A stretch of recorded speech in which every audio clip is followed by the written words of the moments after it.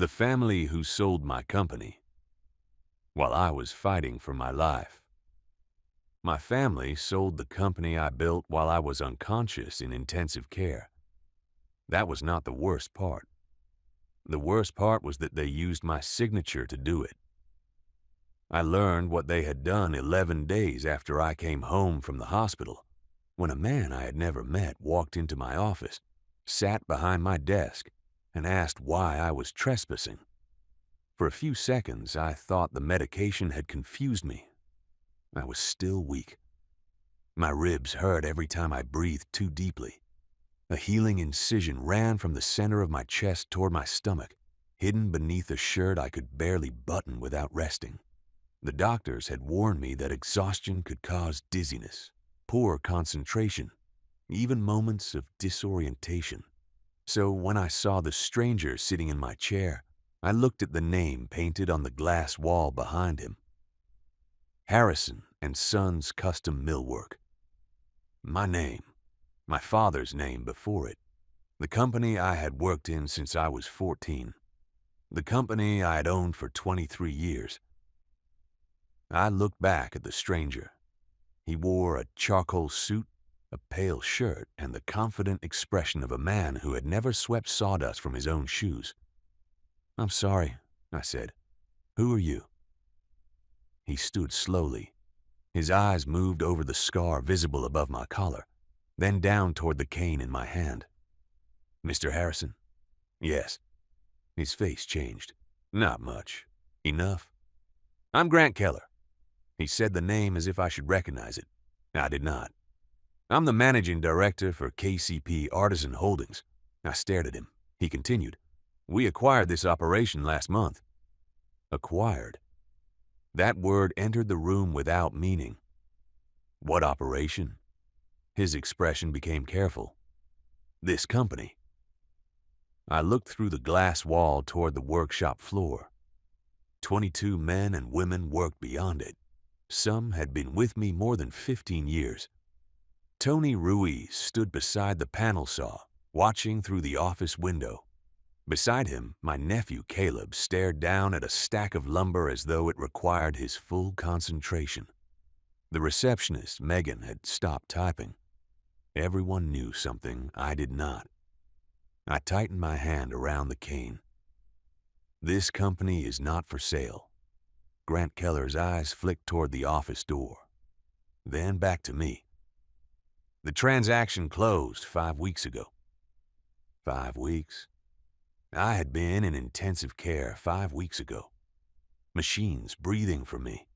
My chest opened by surgeons. My family standing beside a hospital bed, while doctors discussed whether I would wake up with brain damage. "You're mistaken," I said. The sentence came out calmly. Too calmly.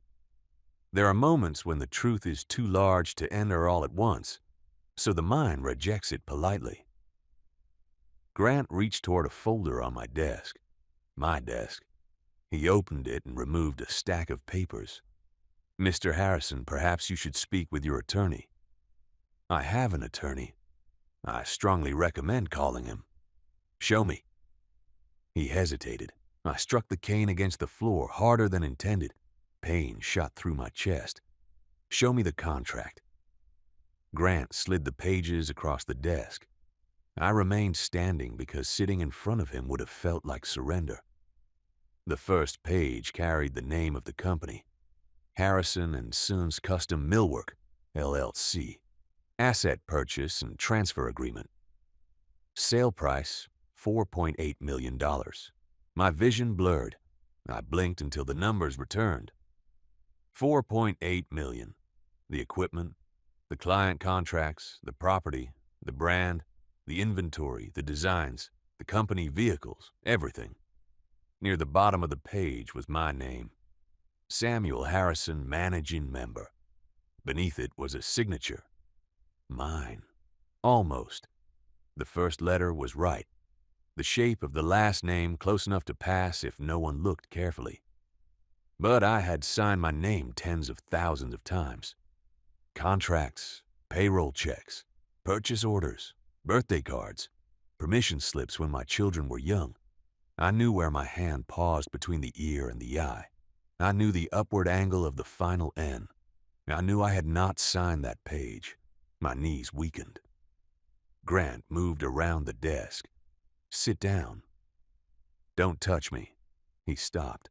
I lowered myself into the visitor's chair because it was closer than mine. My breathing had become shallow. The doctor had warned me about stress. Avoid sudden emotional strain, he had said. As if emotional strain could be scheduled.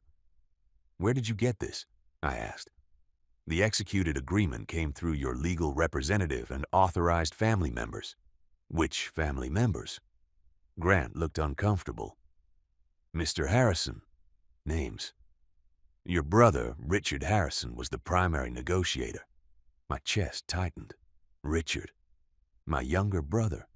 The other son in Harrison and Sons. The son who had not worked at the company in 17 years. "Who else?" "Your daughter was involved in certain approvals." "Which daughter?" He did not need to answer. I knew. "My oldest, Lauren, 38, financial planner, organized, capable. The child I had trusted to handle bills while I was in the hospital." Grant continued carefully. "Your son, Michael, participated in operational discussions. Your wife signed several spousal and property acknowledgments." My wife. My children. My brother. Not one betrayal. A family project? The office tilted. I closed my eyes and heard the hospital monitor. The rhythmic electronic pulse. My wife, Elaine, telling me later how she had held my hand while I was unconscious. Lauren saying the family had taken care of everything. Michael telling me not to worry about work. Richard standing at the foot of my hospital bed after I woke, tears in his eyes saying, "You scared us, Sammy." They had been selling my company, maybe even while standing in that room. "Was the purchase price paid?" I asked. "Yes." "To whom?" "The seller's designated accounts." "Which were?" Grant closed the folder. "You need legal counsel." I leaned forward. "Was the money paid to me?" He looked at me for a long moment. "I cannot discuss banking details beyond the closing documents." That meant no. If $4.8 million had entered one of my accounts, I would have known. Even from intensive care, eventually. "Get out of my chair." Grant stiffened. "This is now my office." The sentence was not arrogant. That almost made it worse. He believed it. Legally, perhaps, he was right. I stood with difficulty. "Get out of my chair." He watched me, then moved aside. I walked behind the desk and rested one hand on the wood. My father had built that desk in 1978, from black walnut salvaged from a courthouse renovation. The right drawer stuck in summer. There was a burn mark beneath the blotter from when Richard and I smoked a cigarette there at 16 and nearly set an invoice on fire. The desk was not listed separately in the agreement. It sat under furniture, fixtures, and associated assets. My father's desk had been sold too. Grant said, "Mr. Harrison, I'm going to call someone to drive you home." I drove myself. "You should not be here alone." "Apparently I am not alone. Apparently my whole family is in business." He looked away. "There are expressions strangers wear when they know something about your life they wish they did not. Pity from a stranger is harder to bear than cruelty from family." I picked up the sale agreement. Grant reached toward it. "That is not the original." "Good." I folded it once and placed it inside my coat. "I'll take this." He nodded. I walked toward the office door. The workshop had gone quiet. Not completely. Machines still ran in distant sections. But the people nearest the office had stopped pretending not to watch. Tony removed his safety glasses. "Sam." I looked at him. He had been my foreman for 14 years, and my friend for longer.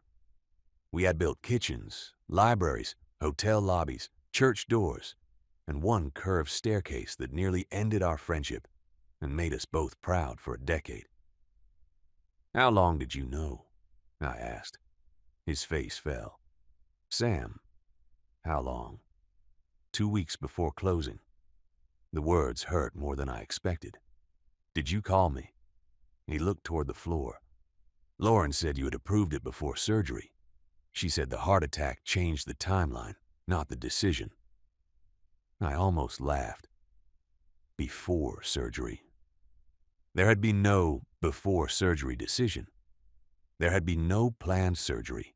I collapsed in the workshop on a Tuesday afternoon after telling Caleb to reset a warped fence on the jointer. 1 minute I was standing. The next, the floor rose toward me. A tear in my aorta nearly killed me before the ambulance reached the hospital. There had been no meeting, no negotiation, no sale, no approval. They lied to you, I said. Tony's eyes filled. I know that now. Now? When you called yesterday asking if the Keller order was finished, I remembered the call. Tony had gone quiet, then said everything was handled. I thought he meant the order. He had meant the company. I'm sorry, he whispered. I wanted to tell him he should be. Instead, I looked around the workshop. My workshop, or what had been mine. Work tables built by my father. Racks I had welded. A finishing room installed the year Michael graduated high school. The old red clock above the loading bay that ran 4 minutes slow because no one wanted to climb high enough to fix it. My entire adult life arranged beneath fluorescent lights, and everyone had continued working while ownership changed hands. Of course they had. People had mortgages, children, medical bills. Loyalty rarely survives payroll. I did not blame them. Not yet. My nephew Caleb stepped forward. Uncle Sam. I looked at him. Caleb was Richard's son, 31, tall, blond, and always somehow carrying the expression of someone unfairly overlooked. I had given him a job 7 years earlier after Richard asked. He was talented enough when he applied himself and unreliable enough to make application unpredictable. What did you do? I asked. His face reddened. Nothing. Wrong answer. I didn't sign anything. Did you know? He glanced toward Tony, then toward the floor. I knew Dad was talking to investors. Did you know they were buying? He said you wanted out. I was unconscious. He said the deal started earlier. Did you believe him? Caleb swallowed. I wanted to. That answer was honest, painfully so. Why? He did not respond. Tony did. Richard promised him management. Caleb looked at him sharply. There it was. Not only betrayal, reward. What position? I asked. Caleb's face tightened. Operations director. I nodded slowly. I had never promoted him beyond project supervisor because he missed deadlines, avoided difficult clients, and confused confidence with competence. My brother had sold him a title along with my company. Congratulations, I said. Uncle Sam, it wasn't. Do not call me that right now. His mouth closed. I walked through the workshop. People stepped aside. Megan began crying at the reception desk. I did not comfort her. Outside, the autumn air felt too cold in my lungs.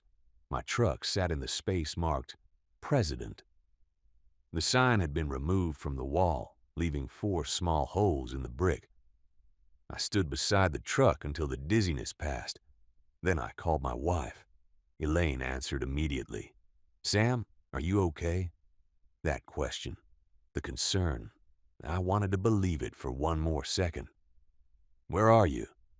At home. Is Lauren there? A pause. Yes. Michael? No, he's at work. Richard? Another pause. What happened? I went to the company. Silence. Not surprise. Silence. She knew this day would come. She had simply hoped to control where. Sam, you were not supposed to drive. I met Grant Keller. Her breathing changed. Come home. I asked you a question. What question? Where is my brother? I don't know. Call him. Sam, please come home before... Before what? Before I learn the rest without supervision? Her voice broke. It wasn't supposed to happen like this. That sentence, the anthem of people caught by timing rather than conscience. How was it supposed to happen? We were going to explain. When? When you were stronger. I was strong enough for you to sell my company. You were dying. I did not die. We didn't know that. The words came out louder than she intended. I stood beside my truck, one hand against the door. There it was, the justification beneath everything. They thought I would die. Or they said they did. What did you sign? I asked. Elaine began crying. Please come home. What did you sign? Spousal consent. Property acknowledgement. The lawyer said, whose lawyer? Richard's? I closed my eyes. Of course. Not our attorney, Martin Bell. Richard's lawyer. Did Martin know? I don't think so. That meant they had gone around him deliberately. Where's the money? The crying stopped. Not fully. Enough. Sam, where is the money, Elaine? It's protected. I laughed then, a painful sound that pulled at my incision. Protected from whom? We had to make arrangements.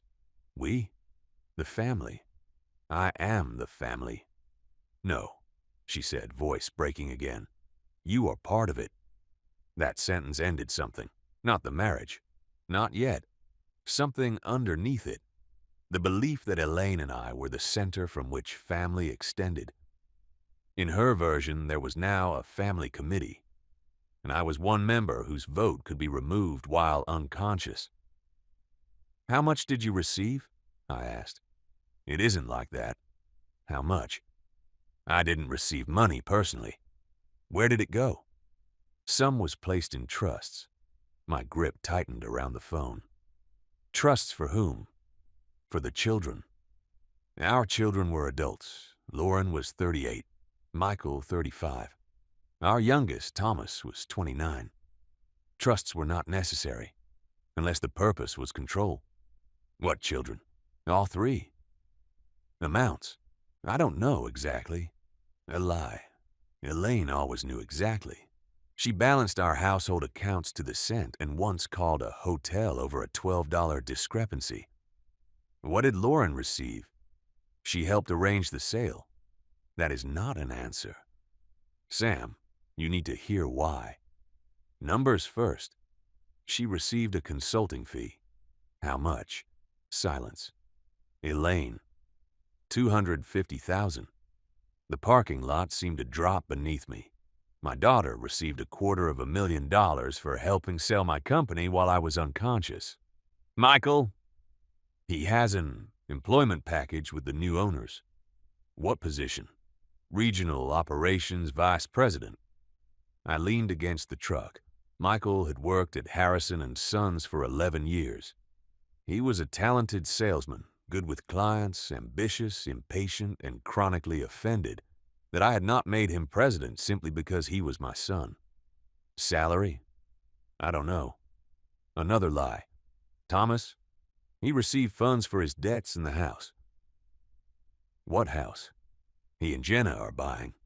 I didn't know my youngest son was buying a house. Apparently, my sale was financing it. And Richard? Elaine was silent too long. How much did my brother receive? $600,000. My chest tightened so suddenly I thought the repair had torn. I opened the truck door and lowered myself onto the seat. Why? Broker and transition compensation? I stared through the windshield at the building my father founded. Richard had not worked there in 17 years. He left after our father died because he wanted to sell and I wanted to continue. I bought his share at a price determined by 2 appraisers. He used the money to invest in a restaurant, then real estate, and then a distribution company, none of which lasted. He'd spent years telling people I cheated him. Now he had brokered the sale of what no longer belonged to him. What did you receive? I asked. I told you. What did they promise you? Her voice became small. The lake house. I closed my eyes. We had talked about a lake house for years. Elaine sent listings. I said we should wait until retirement. She said I always postpone living. Apparently, she had stopped waiting for my participation. Purchased with my company, with part of the proceeds. Whose name? Another pause. Mine. The answer hurt more than the amount might have. The lake house was not ours. It was hers. Every betrayal had been personalized. Lauren's fee, Michael's title, Thomas's house, Richard's payment, Elaine's lake house. They had divided my life into incentives. What is left for me? Sam. What is left? The remainder is in a family investment trust. Who controls it? Lauren and Richard are co-trustees. The sound I made was almost a whisper. My daughter and my brother controlled the remains of the sale. Not me. I was the seller on paper. Yet the money was held by the people who signed around my body. Come home, Elaine said again. We'll explain everything. No, please. Tell Lauren to stay there. She is. Call Michael. Sam, you need rest. I needed a wife. She began crying again. I ended the call. For several minutes, I remained inside the truck, breathing carefully. In through my nose, out slowly. The method the hospital therapist taught me. The parking lot blurred, cleared, then blurred again. My phone rang. Richard. I let it ring, then answered. Sammy. Do not call me that. A long exhale. Elaine told me you went in. I did. You shouldn't have. My mistake was not dying on a schedule. Don't say that. Why? Does it make the paperwork awkward? Richard went silent. I could picture him. Same face as mine in altered proportions. Same gray at the temples. Same scar on the left hand from when we broke a basement window at 12. My brother. The boy who slept in the same room with me. The man who stood beside me at our father's grave. The person who learned I might die and saw a business opportunity. We did what we had to do, he said. There it was. Not sorry. Not let me explain. We did what we had to do. You forged my signature. No. I didn't sign the agreement. You signed the emergency authorization. What authorization? The durable business continuity documents. I never signed documents allowing you to sell. You signed a resolution 5 years ago naming Lauren and me as emergency managers if you were incapacitated. I named Lauren and Michael. Your attorney amended it. My attorney did not know about the sale. A different attorney handled the amendment. When? He hesitated. That was the answer. When, Richard? After the doctor said you might not wake up. A document amended after I became incapacitated. How did I sign it? You had previously executed a limited power of attorney for insurance renewals during my trip to Germany. It was broad enough. No, it was not. His voice hardened. You don't know that. I wrote it with Martin. The sale council disagreed. Sale council. The lawyer paid to find a path. Who signed my name? No one forged anything. The purchase agreement has my signature. Lauren signed as attorney-in-fact. Then why does it say Samuel Harrison? That's how representative signatures work. It was not. Not properly. An authorized signature should show the representative capacity, unless another page concealed it, or unless the signature was meant to look like mine. I knew enough to know something was wrong. Why the rush? The company was vulnerable. It was profitable. You were the company. That was my failure to address, not your invitation to sell. Orders were already slipping. Employees were scared. Clients were calling. Keller made a strong offer. How long had Keller been looking? Silence. How long, Richard? Several months. There. The betrayal preceded my heart, or my aorta, whatever nearly killed me.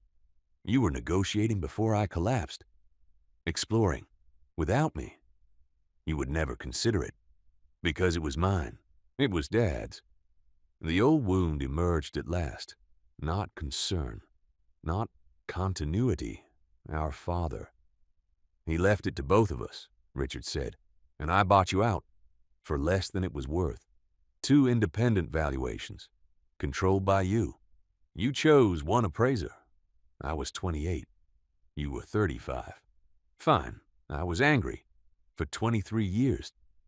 I watched you turn Dad's company into your kingdom while I became the cautionary tale. I closed my eyes. Here it was. The story Richard had told himself long enough to make theft feel like correction. You took the buyout. You gave me no real choice. You wanted to sell. I wanted my share.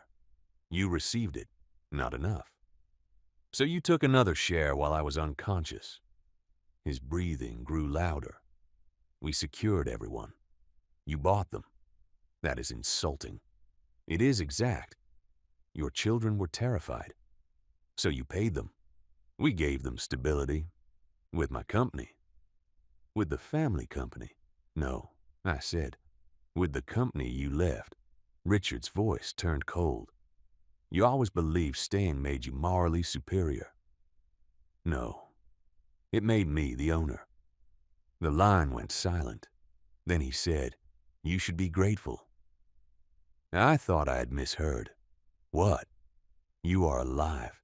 You no longer have the stress of running the business. Your family is provided for.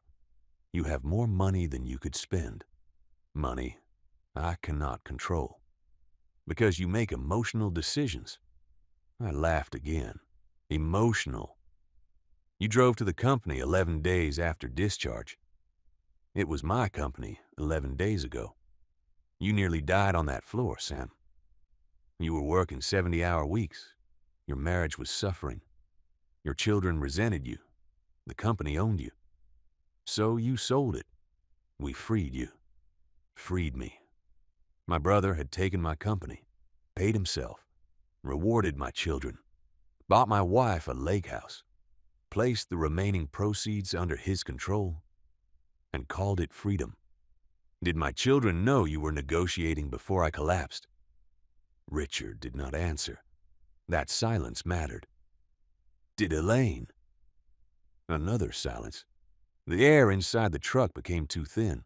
How long? I asked. Sam, how long had my family been planning to sell my company? It wasn't a plan. How long? 6 months.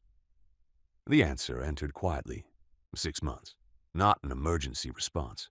Not fear at a hospital bedside. A conspiracy that my medical crisis accelerated. I saw the previous months differently. Lauren asking for updated financial statements. Michael pushing me to approve a management restructuring. Elaine insisting we meet with an estate planner. Richard inviting me to lunch twice and asking whether I'd considered retirement. They had all been measuring the doors. My collapse gave them the key. Who started it? I asked. Richard said nothing. Who? Lauren approached me. My daughter. The child I carried through a snowstorm to an emergency room when she was 3 because her fever reached 104. The young woman whose finance degree I paid for. The person I trusted with emergency access to my accounts. She said the company needed a transition plan, Richard continued. She said you would work until it killed you. So she arranged the sale. She arranged options. And my near death made one convenient. That's not fair. Neither was signing my name. I did not sign your name. Who did? I told you. Lauren had authority. Show me the power of attorney. Your lawyer will get everything. My lawyer. You're making this hostile. You sold my company while I was unconscious. We kept it from collapsing. You had a buyer before I collapsed. Richard sighed. You are alive because the surgeons saved you. Your family saved everything else. I looked through the windshield. Grant Keller stood near the office window speaking with Tony. My name remained on the glass wall. For now. "What happens if I challenge the sale?" I asked. Richard became quiet, then careful. "You could hurt everyone." There it was, the final restraint. Not legal weakness, family consequence. How? Lauren's fee could be clawed back. Michael could lose his position.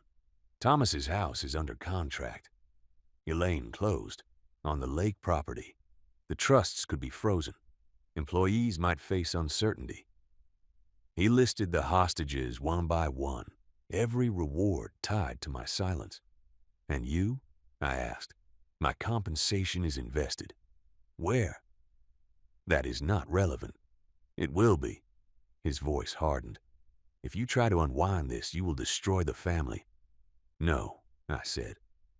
"You built the family on a forged sale. We did what we thought was right." "No. You did what each of you wanted." I ended the call. Then I called Martin Bell, my attorney for 18 years. He answered from a golf course. I heard wind and someone laughing in the background. "Sam, how are you feeling? Did you authorize the sale of Harrison and Sons?" The background noise disappeared. "What? Did you prepare or approve a power of attorney allowing Lauren or Richard to sell the company?" "No." The answer came immediately. "Did you know it was sold?" A pause.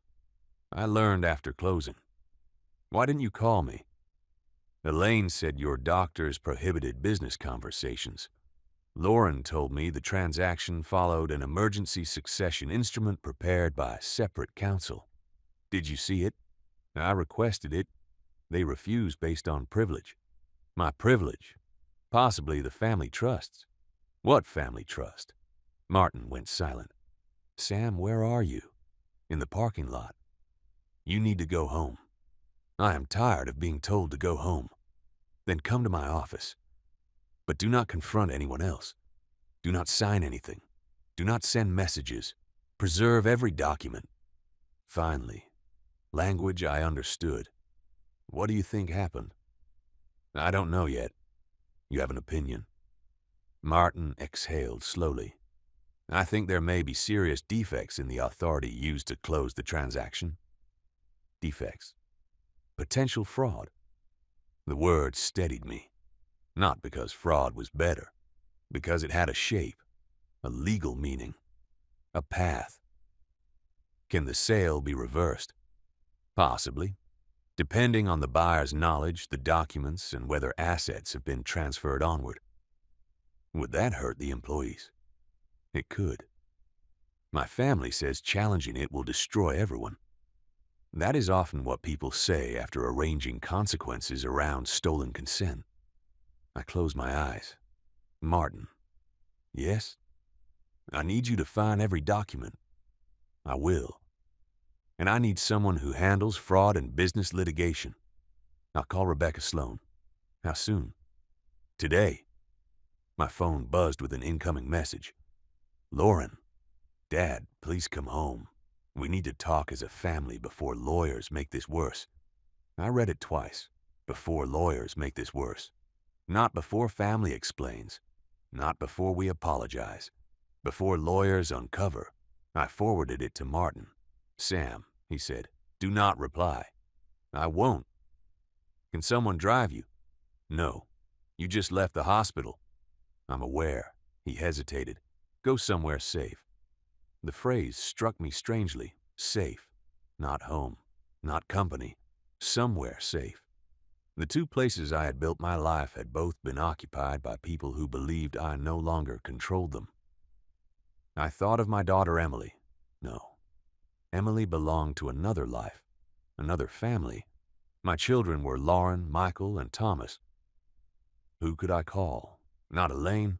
Not Richard. Not Lauren. Michael had participated. Thomas had accepted a house. My mother was dead. My father, too. Then I thought of David Chen, my oldest friend outside the family, a retired surgeon who had sat beside me during physical therapy after his own bypass and told me I walked like a drunk penguin. I called him. He answered with, "You sound terrible. I need somewhere to go. No questions. Come here." Those 2 words nearly broke me. Not, "I'll manage you," not, "Go home." Come here. I drove slowly. At David's house, his wife, Nina, opened the door before I reached it. David must have called ahead from the garage. She looked at the cane, the grayness in my face, then simply stepped aside. David waited in the kitchen. I placed the folded purchase agreement on his table. He read the first page, then the signature page, then looked at me. "You didn't sign this." "No." "Who did?" "My family." He took off his glasses. "All of them." "Enough." I told him, not elegantly, not in order, the company, the buyer, the payments, the lake house, the trusts, the 6-month plan. David listened without interrupting. Nina set soup in front of me. I did not remember asking for food. I ate because she placed a spoon beside the bowl and did not watch. When I finished, David said, "You cannot go home tonight." I looked at him. He continued, "You are medically fragile. You are angry. Your family will pressure you. Stay here. I need clothes. Nina will buy you a toothbrush and a shirt. I own clothes. Then we'll get them tomorrow with someone else present." The idea of needing a witness to enter my own house felt absurd. Then I remembered my wife had signed away property and accepted another. What if Elaine changes the locks? David looked at me steadily. "Then you will know more tomorrow than you know today." My phone rang again. Michael, then Thomas, then Elaine, then Lauren. They had coordinated. Perhaps they were sitting together at the dining table I built from reclaimed oak for our 20th anniversary. The family meeting. Without me, until I returned on their terms. I turned the phone off. David said, "Good." We sat in silence. After a while, he asked, "What do you want?" The question was almost impossible. My company back, my father's desk, my family as it had been before I knew. But even if the sale were reversed, I could not unknow what they had done. "I want the truth," I said. David nodded. "And after, I want to know who I am without people deciding I'm already gone." That night, I slept in David's guest room, or tried. Every time I closed my eyes, I returned to intensive care. Not the real memories, the imagined ones. Elaine beside my bed, signing papers. Lauren checking my pupils, then checking account balances. Michael speaking to Keller in the hallway. Richard standing at the foot of the bed, calculating whether I would wake. I knew imagination was not evidence, but betrayal fills gaps with its own scenes. At 3 a.m, I turned on my phone. 37 messages, 5 voicemails, 1 email from Lauren with the subject, "Please read. Before you do something we all regret." I opened it. "Dad, I know today was a shock, and I'm sorry you learned about the sale this way. That was not the plan. We intended to tell you once your doctors confirmed you were stable enough to process major stress. The company had become dangerous for you. Every one of us watched it consume your health, your marriage, and your relationship with your children. You refused every conversation about succession, retirement, or shared control. When Uncle Richard brought us an opportunity from Keller, we began exploring it. We planned to present it to you. Then you collapsed. The doctors told us you might die or remain severely impaired. Payroll was approaching. Clients were nervous. Key employees were considering leaving. Keller required certainty. We acted under emergency authority to preserve the value you created and provide for the family. No one stole from you. The proceeds remain within the family structure. Yes, I received a fee for months of work. Michael received a position because he has earned one. Thomas received help because you repeatedly refused to help him while paying for company expansion. Mom received the lake house you promised her for 15 years. Uncle Richard received compensation for finding and negotiating the transaction. You received freedom, financial security, and your life. I understand you feel betrayed, but you need to ask whether the betrayal began with us or with you choosing the company over everyone for decades. Please do not involve hostile attorneys before we talk. We love you. Lauren, I read it twice, then a third time. It was a good letter. That was what frightened me. Clear, emotional, persuasive. It did not deny the secret planning. It justified it. It framed every payment as an overdue correction. Every grievance settled through my assets. Thomas believed I refused to help him. Michael believed he earned the presidency I withheld. Elaine believed I owed her a lake house. Richard believed I underpaid him 23 years earlier. Lauren believed organizing the sale entitled her to a fee. Together, they had turned resentment into invoices, and then paid them while I could not object. The final line said, "We love you." Maybe they did. Love, I was learning, did not prevent people from taking what they believed you owed them. Sometimes it helped them justify it. I forwarded the email to Martin. Then I opened the first voicemail. Elaine, Sam, please come home. I know you feel attacked, but no one wanted to hurt you. We were scared. We thought we were losing you. We made decisions because you trained all of us to believe the business came first. Please don't punish the children. The second was Michael. Dad, you need to listen before you blow this up. Keller is investing in the plant. Jobs are safe. I can finally take this company where it needs to go. You nearly died because you refused to let go. Maybe this is not the betrayal you think it is. The third was Thomas. Dad, I didn't know everything. Lauren said you approved helping with the house before surgery.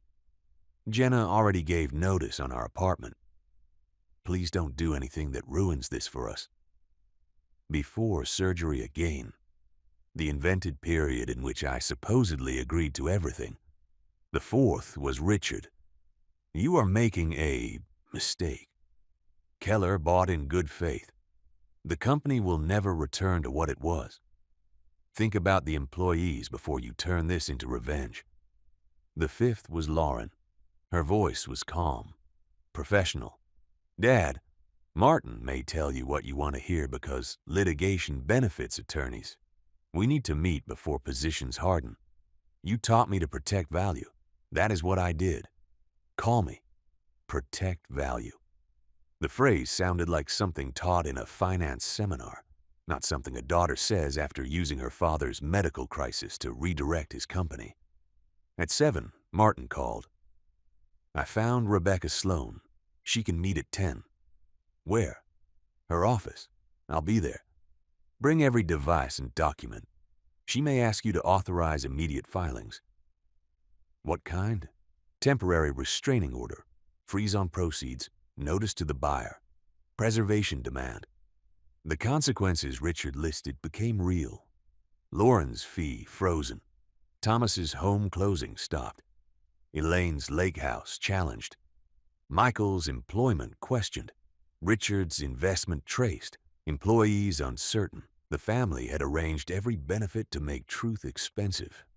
Martin, I said, tell me honestly, is there a chance they had legal authority? Yes. The answer hurt. But legal authority is not the same as valid consent, proper use, or good faith, he continued. We need the documents. And if Lauren could sign, then we examine conflicts, fiduciary duties, misrepresentation, incapacity, scope, self-dealing, and the buyer's knowledge. Self-dealing, another clean word. People trusted with authority, using it to benefit themselves. My family's entire plan summarized in 4 syllables. At 10, I sat across from Rebecca Sloane. She was a small woman with dark hair, a navy suit, and the kind of calm that made panic feel inefficient.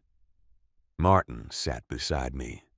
Rebecca reviewed the purchase agreement, Lauren's email, and the limited documents Grant had provided. Then she asked me to describe the ownership structure. I owned 78% of Harrison and Sons. A management trust held 12% for key employees. Michael owned 5%, granted over time. Lauren owned 3% after helping with refinancing several years earlier. Thomas owned none. Richard owned none. Elaine had marital rights but no management authority. So even if Lauren held a valid power of attorney, Rebecca said, she was also a minority owner and received a direct transaction fee. Yes. Michael received employment consideration. Yes. Your wife received property purchased from proceeds. Yes. Your brother received a broker fee and became co-trustee over the remaining funds. Yes. Rebecca looked at Martin, then back at me. This is an extraordinary concentration of conflicts. Can we stop it? We can try. Can I get the company back? She did not answer quickly. That told me more than optimism would have. The buyer will argue it acted in good faith and paid substantial value. If assets have been integrated, contracts assigned, or financing placed, unwinding could be complex. We may seek rescission, damages, constructive trust, removal of trustees, and emergency freezes. What about my signature? We need the authority document and closing file. If someone represented your signature as personal execution, that raises another issue. Fraud. Potentially. I looked at the purchase agreement. What happens to my family? Rebecca's expression did not soften. Legally or personally? Both. Legally, anyone who breached duties, made false statements, or received proceeds may face claims and repayment. Personally, that is not my field. Fair. She leaned forward. Mr. Harrison, they will say they saved the company. I know. They will say you were incapacitated. Succession planning was necessary, and delay threatened employees. Yes. They will say every family member's benefit was legitimate compensation or estate planning. Yes. They will say your current reaction proves why you could not be trusted with the decision. I thought of Lauren's letter. Freedom. Financial security. Your life. Yes. Rebecca folded her hands. Our strongest answer will not be how betrayed you feel. It will be documents, timing, undisclosed negotiations, conflicts of interest, false representations, and the flow of money. Records. Again, facts did not erase pain. They gave pain a language other than pleading. Do it, I said. Rebecca slid several authorizations toward me. I signed slowly. My real signature. The pause between the R and the I. The upward angle of the final N mine. By noon, notices went out. The Family Investment Trust was ordered not to move funds voluntarily pending review. Keller received notice disputing the sale. The title company received notice. Regarding the lake property, Lauren and Richard received preservation demands. Banks were notified. The closing attorney was instructed to produce the complete file. My children began calling before I left the building. I did not answer. At 12:42, Thomas sent. The lender just paused our house closing. How could you do this to us? I read the message. Not, how could they do this to you? How could you do this to us? At 12:51, Michael sent. Keller suspended me pending investigation. You are destroying my career because you can't handle not being in control. At 1:03, Elaine sent. The Lake House Title Company called. Please stop. We can sell it if you hate it that much, but don't humiliate me. At 1:15, Lauren sent. You have now frozen family accounts and jeopardized hundreds of jobs without hearing us. This is exactly the kind of destructive behavior we feared. At 1:29, Richard sent only, you just declared war. I looked at the messages one by one, then turned off the phone. They had sold my company, divided the proceeds, and built their futures around my silence. The moment I asked a court to preserve what remained, I became the aggressor. Rebecca walked me to the elevator. "They will pressure you," she said. "They already are. They may arrive at your home, hospital, workplace, or friends' houses. Do not meet alone. Do not discuss settlement without counsel. Do not sign anything." I thought of Elaine, my wife of 41 years, the woman who knew how I took coffee and where I kept old tax returns. Do not meet alone. The sentence felt like a funeral of its own. What should I do tonight? Rest. I almost laughed. Then she added, "And decide who you trust." That was harder.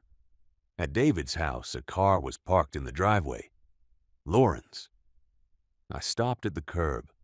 Through the front window, I could see my daughter sitting in David's living room, waiting. David stood near the doorway. He saw my truck and came outside before I moved. "You don't have to go in," he said. "What does she want?" "To explain. Did you let her in?" "She arrived crying and said she was concerned about your health. Nina made her tea. We did not discuss the case." I stared toward the window. Lauren was still my daughter. The child who once slept beside my hospital bed when I had gallbladder surgery because she was afraid I would disappear overnight.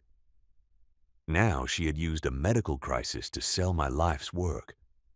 Both women existed in the same body. "I'll talk," I said. "Alone?" "No." David nodded. We entered together. Lauren stood. Her eyes moved over me, searching for weakness the way a financial advisor searches a document for exposure. Then she crossed the room and hugged me. I did not lift my arms. She held on anyway. "Dad," her voice broke, "you froze everything." I stepped away. "You sold everything." She wiped her face. "I did not sell it alone." "No, you built a team. That's not fair." "Fair ended around the time you collected a $250,000 fee." Her expression hardened slightly, then softened again. Lauren had always recovered quickly. "We need to talk without attorneys." "No." "You won't even listen?" "I read your email." "That was not everything." "What did you leave out?" She looked at David. "This is family." David said, "Then perhaps family should have included him in the sale." Lauren flushed. I sat carefully. My chest hurt. She noticed. "Dad, this is exactly why we acted." "No, this is what made acting easier." She sat across from me. For a moment, neither of us spoke. Then I asked, "When did you first contact Keller?" Her eyes flickered. "March, 8 months before my collapse." "Who knew? Uncle Richard? Your mother? Later? When? May? Michael? June? Thomas? Not until after the hospital. So 4 of you planned this for months. We explored succession. Without the majority owner. You refused every conversation. No. I refused selling. You refused to even hear valuations. I knew what I wanted. That is not the same as knowing what was best." There it was, my daughter's central belief. Her expertise entitled her to override my choice. "What power of attorney did you use?" She took a breath. "The continuity resolution and the financial power." The financial power was limited. The sale attorney said it could be interpreted broadly under incapacity. "Which attorney?" "Gordon Pike, Richard's lawyer. He represented the transaction, not me. The company paid. A company I did not know was being sold paid the attorney who justified selling it. Did you disclose that you received a fee?" "To whom?" "To the lawyer, buyer, trustees, anyone." "Yes." "Did you disclose every family benefit?" "They were in the closing schedules." "So Keller knew." "Yes." "Did Keller know I had not approved the sale?" Lauren hesitated. Did he? He knew you were incapacitated. That was not the question. He relied on our authority. Did you tell him I supported a sale before collapsing? Her silence answered. You did. Well, I said you had been considering succession. I was considering transferring 10% to employees over 5 years. That proves you knew transition was necessary. It doesn't prove I wanted Keller. You would never have chosen anyone. Then the answer was no. Lauren's voice rose. You were going to leave us trapped beneath your refusal forever. David shifted near the fireplace. I remained still. Trapped? Yes. Michael had no real authority. Thomas was drowning in debt. Mom had spent her life waiting for you to stop working. I had to manage every financial emergency while you insisted everything was fine. The company had value, but none of us could touch it because you treated ownership like morality. It was ownership. It was control. Whose money paid your fee? She looked away. The transaction. My transaction. Dad, I worked 6 months. Against me. For the family. For yourself. Her face changed. Anger now. You would have paid an outside advisor more.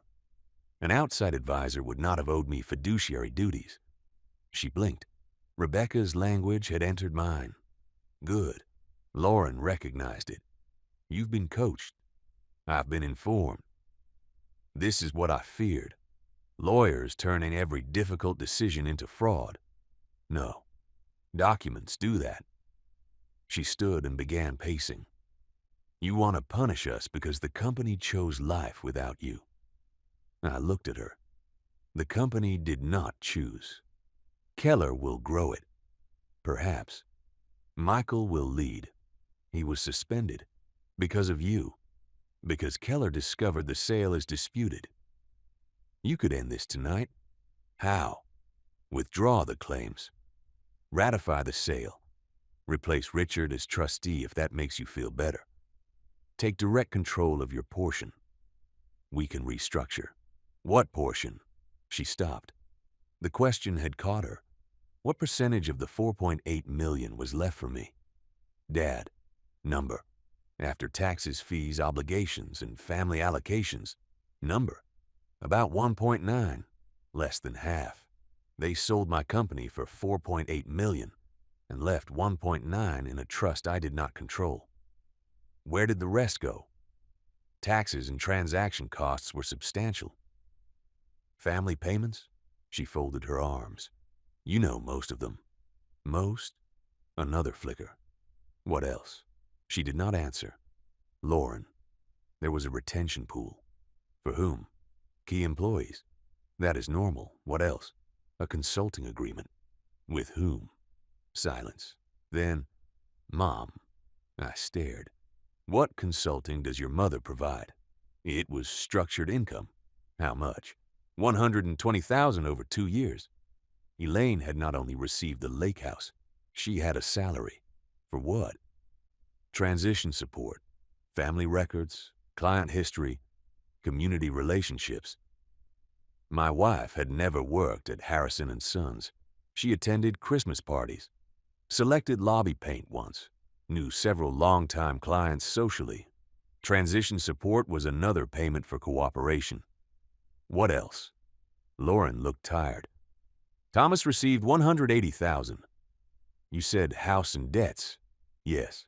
Michael, signing bonus, equity options, and a salary increase.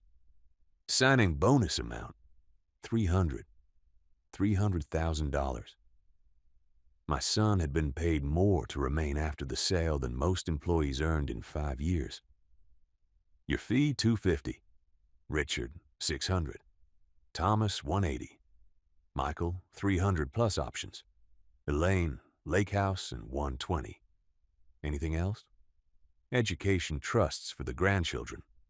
The grandchildren, even the next generation, had been included. How much? $400,000 total. The amounts moved through my head. Their incentives approached $2 million before taxes and costs. The remainder left for me was not generosity. It was what survived distribution. Why did you need my signature at all? I asked. Lauren sat down again.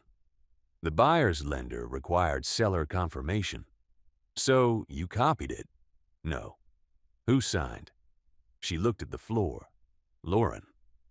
Gordon said the attorney-in-fact could sign your name if the authority was disclosed in the notarial attachment. Was it? Yes. Show me. The closing file has it. Grant's copy did not. He may not have shown you every page. Did the signature appear as yours intentionally? She said nothing. I leaned forward despite the pain. Did you practice it? Her face crumpled. Not fully. Enough. There it was. My daughter had signed my name to look like my hand. I had samples, she whispered. The room disappeared for a moment. What samples? Oh, contracts. You forged it. I signed under authority. You imitated my signature. The notary knew. That does not change what you did. The lender wanted consistency. Consistency. My handwriting has a graphic requirement. Who told you to copy it? Gordon. Did Keller know? I don't know. Did your mother?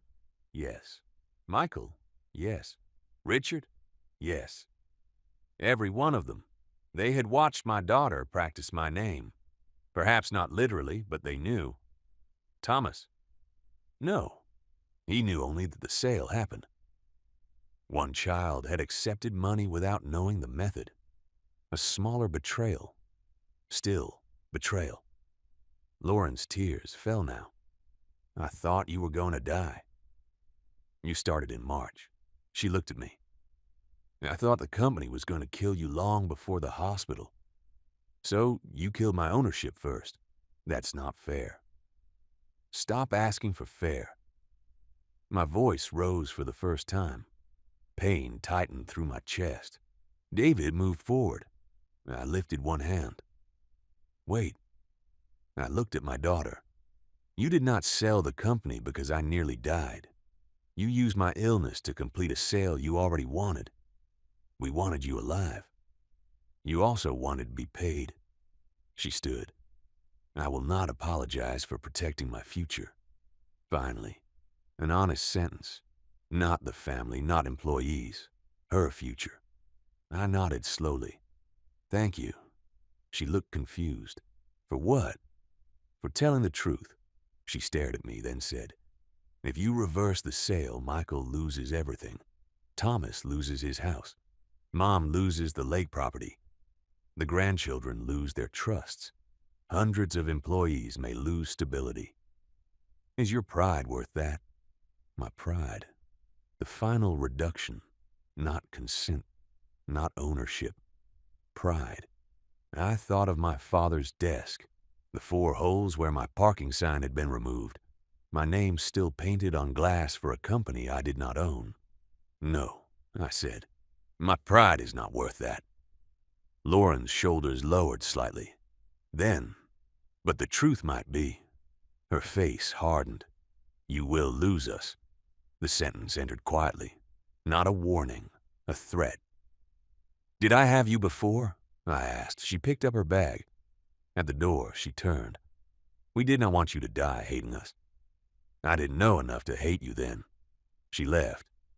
David closed the door after her. For a long time, neither of us spoke. Then he said, Are you all right? No. Good. I looked at him. He sat across from me.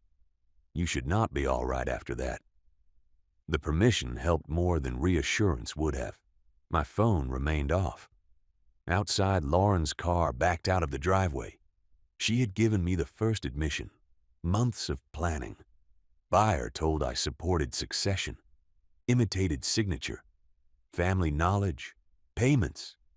Rebecca would need every word. I had not recorded the conversation, but David had heard. A witness. My daughter had come to persuade me. Instead, she had confirmed the structure of the betrayal. The family had not merely sold my company. They had converted every grievance into a financial claim, paid themselves, and built consequences so large that challenging the theft could be framed as destroying the people who took it. I looked toward the dark window. Somewhere, Elaine sat in our house. Michael waited to reclaim his title. Thomas feared losing his new home. Richard protected his investment. Lauren prepared her version of what happened, and I sat in a friend's living room, alive enough to inconvenience them all.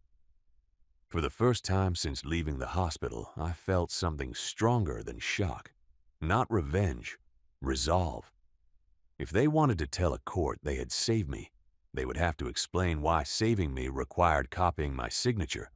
If they wanted to call the sale family protection, they would have to show why every protector received a payment. If they wanted to threaten me with the collapse of the family, they would have to admit they had built that family's future on the assumption that I would never wake up strongly enough to ask questions. I had woken up, and I was asking. The next morning, Rebecca Sloane called before 8. "I need a statement from David while the conversation is fresh," she said. "He'll give one. And I need you to write down everything Lauren said, exact phrases where possible. Do not summarize." I was sitting at David's kitchen table wearing a shirt Nina had bought for me the night before. It was one size too large and still had a crease across the chest from the packaging. I remember most of it. Write all of it. Memory changes once people begin denying. That sentence stayed with me.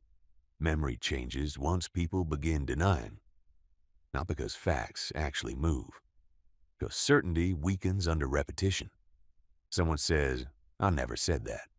Then, "That's not what I meant." Then, "You were medicated." Then, "You misunderstood." Eventually, the person who heard begins wondering whether pain sharpened the sentence into something harsher than it was.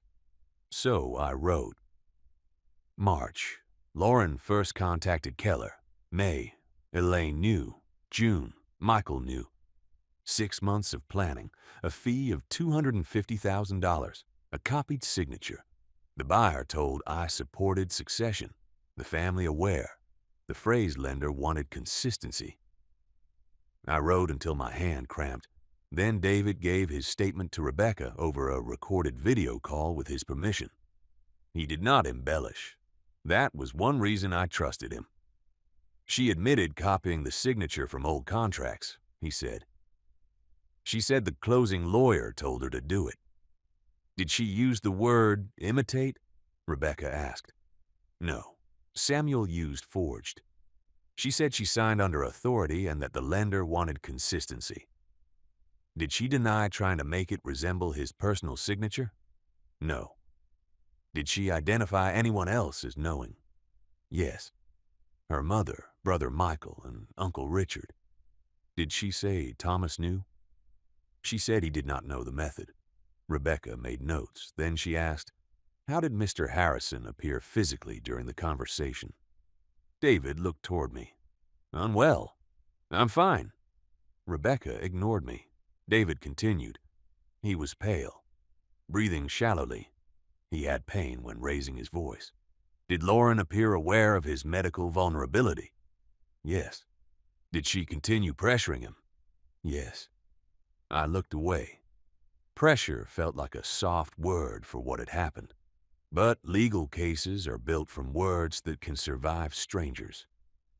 Rebecca ended the call and instructed David to preserve any doorbell footage, text messages, and household security recordings showing Lauren's arrival. "Even if the conversation itself was not recorded," he asked, "timing and presence matter." Everything mattered now. A car in a driveway, a copied signature, a fee hidden in a closing schedule, the direction money moved after I stopped being conscious enough to object. By 10, Martin Bell had obtained the emergency authority documents from Gordon Pike's office. Rebecca called again. "Can you come in?" "What did you find?" "Come in." That meant bad, or complicated. In legal work, the two often travel together. David drove me. I objected once. He ignored me. At Rebecca's office, Martin sat beside a stack of papers marked with yellow tabs. Rebecca did not waste time. The original durable power of attorney is limited, as you said. She placed the document in front of me. I recognized it. 5 years earlier, before a trip to Germany to negotiate machinery purchases, I had given Lauren limited authority to handle insurance renewals, payroll transfers, and emergency vendor payments if travel prevented me from acting. The language was narrow. No sale of real estate. No transfer of ownership interests. No extraordinary transaction. No self-dealing. No gifts. No amendments without my personal execution. I looked up. So, how did they do it? Rebecca placed another document beside it. A corporate emergency continuity resolution. This one carried a date from 8 months earlier. March. The same month Lauren first contacted Keller. It named Lauren, Michael, and Richard to an emergency management committee if I became incapacitated. The committee could maintain operations, approve payroll, execute ordinary contracts, and seek outside financing. It did not authorize sale. Did I sign this? I asked. The signature looked like mine. Closer than the purchase agreement. Too close. Martin said, "We need forensic examination." I looked at the notary page. The notary was someone named Sandra Cole. I didn't recognize her. Where was this signed? According to the acknowledgement at company headquarters, Rebecca said. Who witnessed it? Lauren and Richard are listed as present. I stared at the date. I had been at work that day. Probably. The company calendar might show. But I did not remember signing. 8 months earlier. A routine Tuesday. Memory does not preserve ordinary days just because someone later attaches fraud to them. Rebecca tapped another page. This is the critical document. An amendment to the continuity resolution. Dated 3 days after my collapse. Executed by Lauren as attorney-in-fact under the limited financial power. The amendment expanded emergency authority to include sale, merger, transfer of substantial assets, creation of trusts, and reallocation of proceeds for family protection, succession, tax preservation, and beneficiary stability. I read it twice. The limited power explicitly prohibited amendments like this. Gordon Pike drafted it? Yes. And he believed Lauren had authority? That is what his certification says.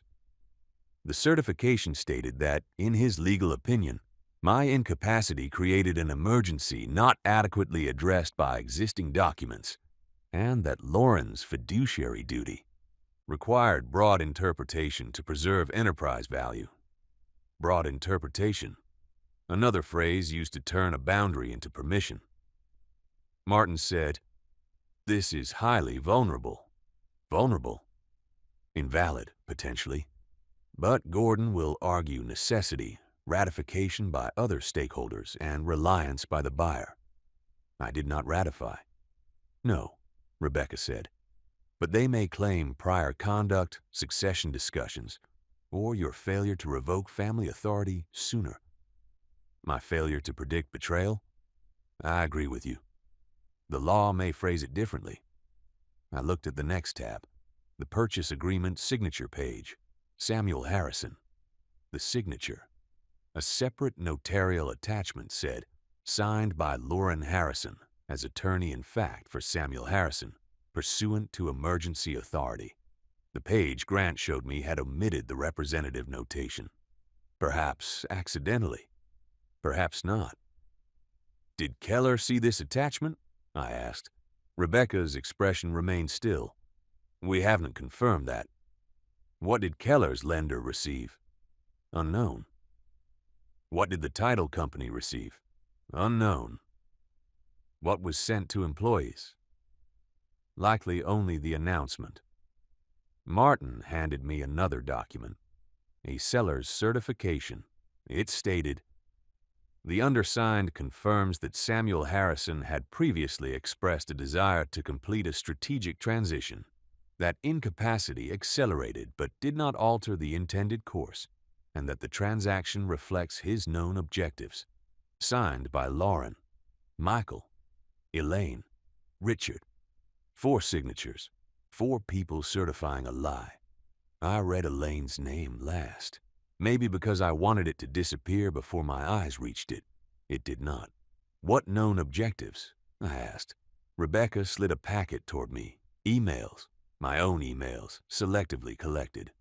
One to Lauren 2 years earlier. We need a real succession plan before the company becomes dependent on me forever. One to Michael. I am open to strategic partners, but not a sale or control transfer. One to Elaine. Maybe when we finally slow down, we can find that lake place you keep sending me. One to Richard, 6 years earlier. If the right buyer ever came along, I'd listen. Listening isn't selling. They had removed the sentences around them. Succession plan became desire to sell. Open to strategic partners became transition objective. A future lake house became promised property. Listening became approval. They built intent from fragments, I said. Yes, Rebecca replied. Does that work? It may persuade someone who wants the transaction to work. Grant Keller, the lender, the title company, the closing attorney. Perhaps all had wanted enough reassurance to stop asking. Was Keller deceived? I asked. Rebecca looked toward Martin. Martin said, that is the central question. If he was deceived, what happens? He may cooperate, seek indemnity from the family, or resist rescission to preserve the acquisition. And if he knew, then his exposure becomes much greater. I thought of his face when he saw me in the office. The careful expression. Not confusion. Recognition. Had he been told I might never return? Had he been shown medical predictions? Had he known I was alive and expected to recover? Did Keller visit the hospital? I asked. No record yet, Rebecca said. Did anyone from Keller contact my doctors? That would be highly improper without authorization. Which means we'll investigate. Rebecca turned another tab. Medical incapacity certification. Signed by 2 physicians. One was my cardiac surgeon. The other a neurologist I did not remember meeting. The document stated that I was temporarily unable to manage complex business affairs due to sedation, surgery, and uncertain neurological status. That part was likely true. The document did not say I was permanently incapacitated. It did not authorize sale. It did not predict death. It recommended reassessment within 30 days. The sale closed on day 19, 11 days before reassessment. Why not wait? I asked. No one answered, because waiting risked my waking. The answer sat in the room even if no one said it. Rebecca pointed to the timing. Negotiations began before collapse. Final price increased after collapse. Closing accelerated once incapacity was certified. Price increased? Yes. Keller's initial indication was $4.2 million. The final was $4.8. My family would call that good negotiation. Perhaps it was. A better price for stolen property does not cure the theft. Martin said there was also a competing interest. What competing interest? A regional competitor named Brannan Woodworks submitted a preliminary proposal for partnership, not acquisition. I never saw it. It was addressed to you and received 2 weeks before your collapse. Who opened it? Lauren. My daughter intercepted an offer. What did it say? Martin passed it over. Brannan proposed investing $2 million for a minority share, expanding capacity, and leaving me in operational control for at least 5 years. Not a sale. Not perfect, but aligned with conversations I had actually considered. Did Keller know? I asked. Likely. There is an email from Richard saying, Brannon gives Sam too much control and will complicate family transition. I looked up. Family transition meant payments. Rebecca said nothing. It was becoming difficult to find charitable explanations. They did not choose Keller solely because Keller paid more. They chose Keller because Keller removed me. Brannon's offer left me in control. That made it unacceptable. What did Keller promise Richard? I asked him. His $600,000 fee was disclosed as transaction sourcing and advisory compensation. Paid by the buyer or seller? Split. $300 from company proceeds. $300 under a consulting agreement with Keller.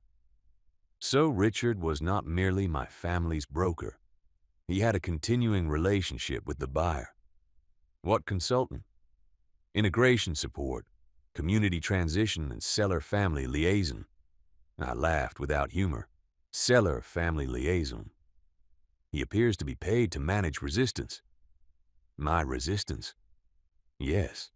The word sat cleanly between us. Rebecca slid another agreement forward.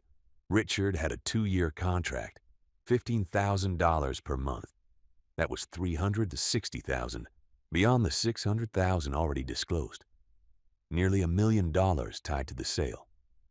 Did Lauren know? We believe so. Elaine? Unknown. Michael? He signed one schedule acknowledging related party agreements. My son knew. My daughter knew. My brother negotiated. My wife certified my intent. Thomas accepted money. Every branch touched.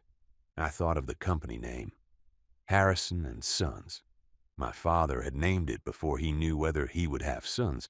Then he had two. Richard left. I stayed. Now the name had become a weapon used to imply family ownership where none legally remained. Can we freeze Richard's consultant payments? I asked. We will seek to. What about Lauren's fee? Already partially moved. Where? Rebecca looked at a summary. $100,000 into an investment account. $75,000 paid toward her mortgage. $50,000 transferred to an entity she controls. $25,000 remains in checking. She had distributed it quickly, like someone expecting a challenge. Michael's bonus? Used partly to pay debt and partly invested. Thomas? The home closing was scheduled yesterday. Your filing paused it before funding. That explained his panic. Elaine's lake house. Purchased for $780,000. $400,000 cash from proceeds, the rest financed. Title solely in her name. She said part of proceeds. She omitted the amount. My wife received nearly $1 million in property and income. Did she plan to leave me? I asked. It was not a legal question. Rebecca did not answer. Martin looked down. The silence told me they had wondered too. A lake house solely in her name, a salary. The company gone. The family trust controlled by Lauren and Richard. Perhaps Elaine had not expected widowhood. Perhaps she had prepared for either outcome. What is the trust? I asked. Rebecca opened the document. The Harrison Family Stability Trust, created 6 days after my collapse. Settler listed as Samuel Harrison by Lauren Harrison as attorney in fact. Trustees, Lauren and Richard. Beneficiaries, Samuel, Elaine, children, grandchildren, and certain educational or medical needs. Distributions to me were discretionary. My own money could be distributed to me if my daughter and brother approved. The trustees could deny distributions if they believed funds would threaten my health, family stability, or asset preservation. They declared me financially dangerous, I said. Rebecca nodded. The trust also contained a no-contest clause. Any beneficiary challenging the sale, trust, or trustee actions could lose discretionary benefits. That was why the family wanted me to ratify. That was why they said lawyers would destroy everything. The structure was not merely about holding funds. It was designed to punish resistance, Can they disinherit me from my own proceeds? I asked. Not if the trust was invalidly created or funded through breach. But if authority holds, then we challenge fiduciary conflicts and self-dealing. I looked at the beneficiary schedule. Each grandchild had $50,000 reserved. Thomas had additional housing support. Michael's family had education accounts. Lauren's children, too. They had placed the next generation between me and the truth. Any challenge could be described as taking money from grandchildren. How deliberate was this? I asked. Rebecca's answer was quiet. Very. The word hurt more than fraud. Fraud could be impulsive. Very deliberate meant meetings, drafts, phone calls after dinner, documents revised while I sat at the head of the same family table, months of ordinary conversations layered over concealment. Did they ever intend to tell me before the sale? I asked. Martin opened an email thread. Lauren to Richard, 2 months before my collapse. We cannot present a full sale. He will shut it down immediately. We need to move him toward incapacity planning first, then have Keller ready if an event occurs. Richard replied, agreed. Elaine thinks he will never voluntarily step away. Timing may solve what persuasion cannot. Timing may solve. My medical crisis had not created the opportunity. They had been waiting for one. Another email from Michael.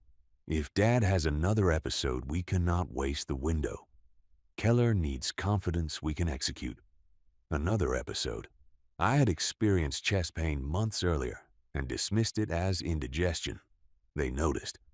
Not with concern alone, with planning. I read Elaine's reply.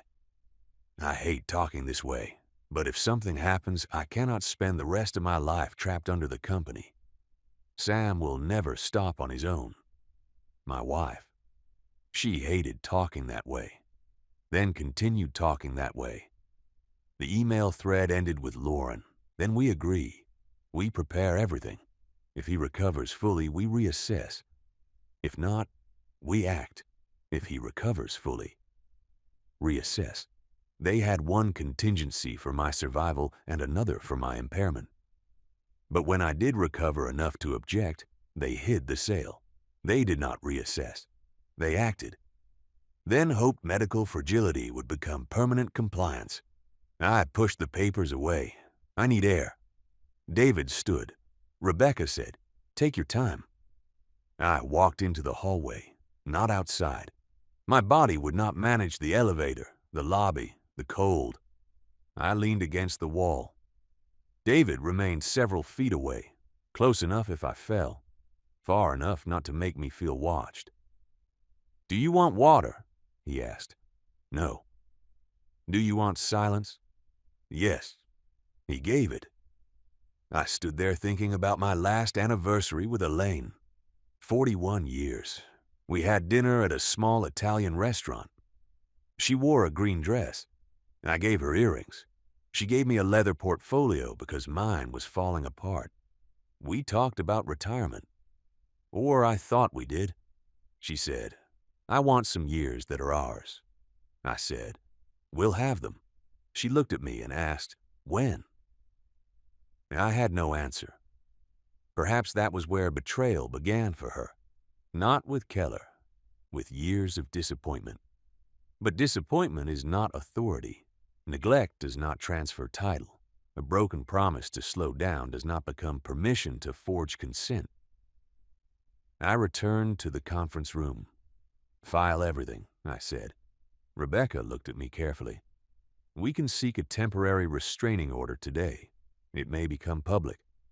File. Keller may retaliate against the company. File. Your family may move towards settlement quickly or harden. File. She nodded. By evening, the court issued temporary restrictions. No transfer of trust funds. No further related party payments. No sale of the lake property. No closing on Thomas's house using disputed proceeds. No movement of Lauren's remaining fee. No additional Richard consulting payments. Keller could continue operating the business but could not sell major assets, change the company name, move equipment, terminate key contracts, or alter ownership pending hearing. The company remained in limbo. That frightened me. It also preserved something. The family reaction came fast. Thomas called from a number I did not recognize. After I blocked his repeated messages, I answered before realizing, "Dad." His voice sounded wrecked. "What?" "The house is gone. Was it yours? We had a contract, funded by money taken from me. Lauren said it was approved. Did you ask me? You were unconscious. Before." Silence. "Did you ask before?" "No." "Why not?" "Because you would say no." The simplest truth. They avoided consent because they knew the answer. Then you knew. I knew you wouldn't help. That is not the same as approval. You helped Lauren with graduate school. You gave Michael company equity. You never gave me anything. I closed my eyes. There were old grievances in every child. Thomas had changed majors 3 times, dropped out twice, started a landscaping company I funded and he closed, borrowed $80,000 over 10 years, repaying little. In his memory, those were not help. They were failed attempts that did not count because they did not create equality. I gave you plenty. You gave me scraps compared to them. $180,000 is not repair for childhood resentment. It was my inheritance. I am not dead. He started crying. That sound still reached the father in me, even now. I didn't know about the signature, he said. Would it have changed your answer? A long pause. I don't know. Honest, painfully. Then we know enough. Jenna is leaving. What? She says if we lose the house, she's done. I sat slowly. Another consequence. Another hostage. Did she know where the money came from? She thought family trust. It was. Then why is it wrong? Because the trust was created with authority I never gave. Thomas was quiet, then said, "Can't you just let my portion stand?" There it was. Not undo the betrayal. Exempt me. Everyone would ask the same. Let my fee stand. Let my title stand. Let my house stand. Let my lake property stand. Let my contract stand. Each person willing to condemn the structure except for the part benefiting them. No, I said. He hung up. Michael called next. He did not cry. He was angry. Keller put me on leave without pay. That is Keller's choice. You caused the investigation. The forged sale caused it. You cannot call it forged before court decides. I can call my signature copied. Lauren had authority. Then why imitate me? He was silent. Did you watch her sign? No. Did you know? Yes. The admission came flatly. Why? The lender required execution. Why not sign her own name? She did on the notarial page. Why make it look like me? Michael exhaled sharply. Optics. The word told me everything. Optics for whom?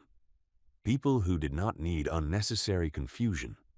Employees, lenders, vendors, clients. They wanted continuity. A signature that looked like the old owner. A sale that looked chosen. Did you tell Keller I wanted it? I told them you knew succession was necessary. That is not the same. You are obsessed with technical distinctions. I built a business on technical distinctions. And you built a prison. His voice rose. For all of us. Do you know what it was like working there? Every decision came back to you. Every client trusted only you. Every promotion felt temporary because you could reverse it. You said you were preparing me, but you never intended to let me lead. You were not ready. I'm 35. Age is not readiness. You never thought I was good enough. That was partly true. Not as a son, as a president. Michael had talent. He also hid bad numbers, promised impossible deadlines, and blamed production when sales commitments failed. I had planned to give him more authority slowly. He wanted the title first and growth later. Keller gave me a chance. Keller bought your loyalty. He recognized value. With $300,000, I earned that.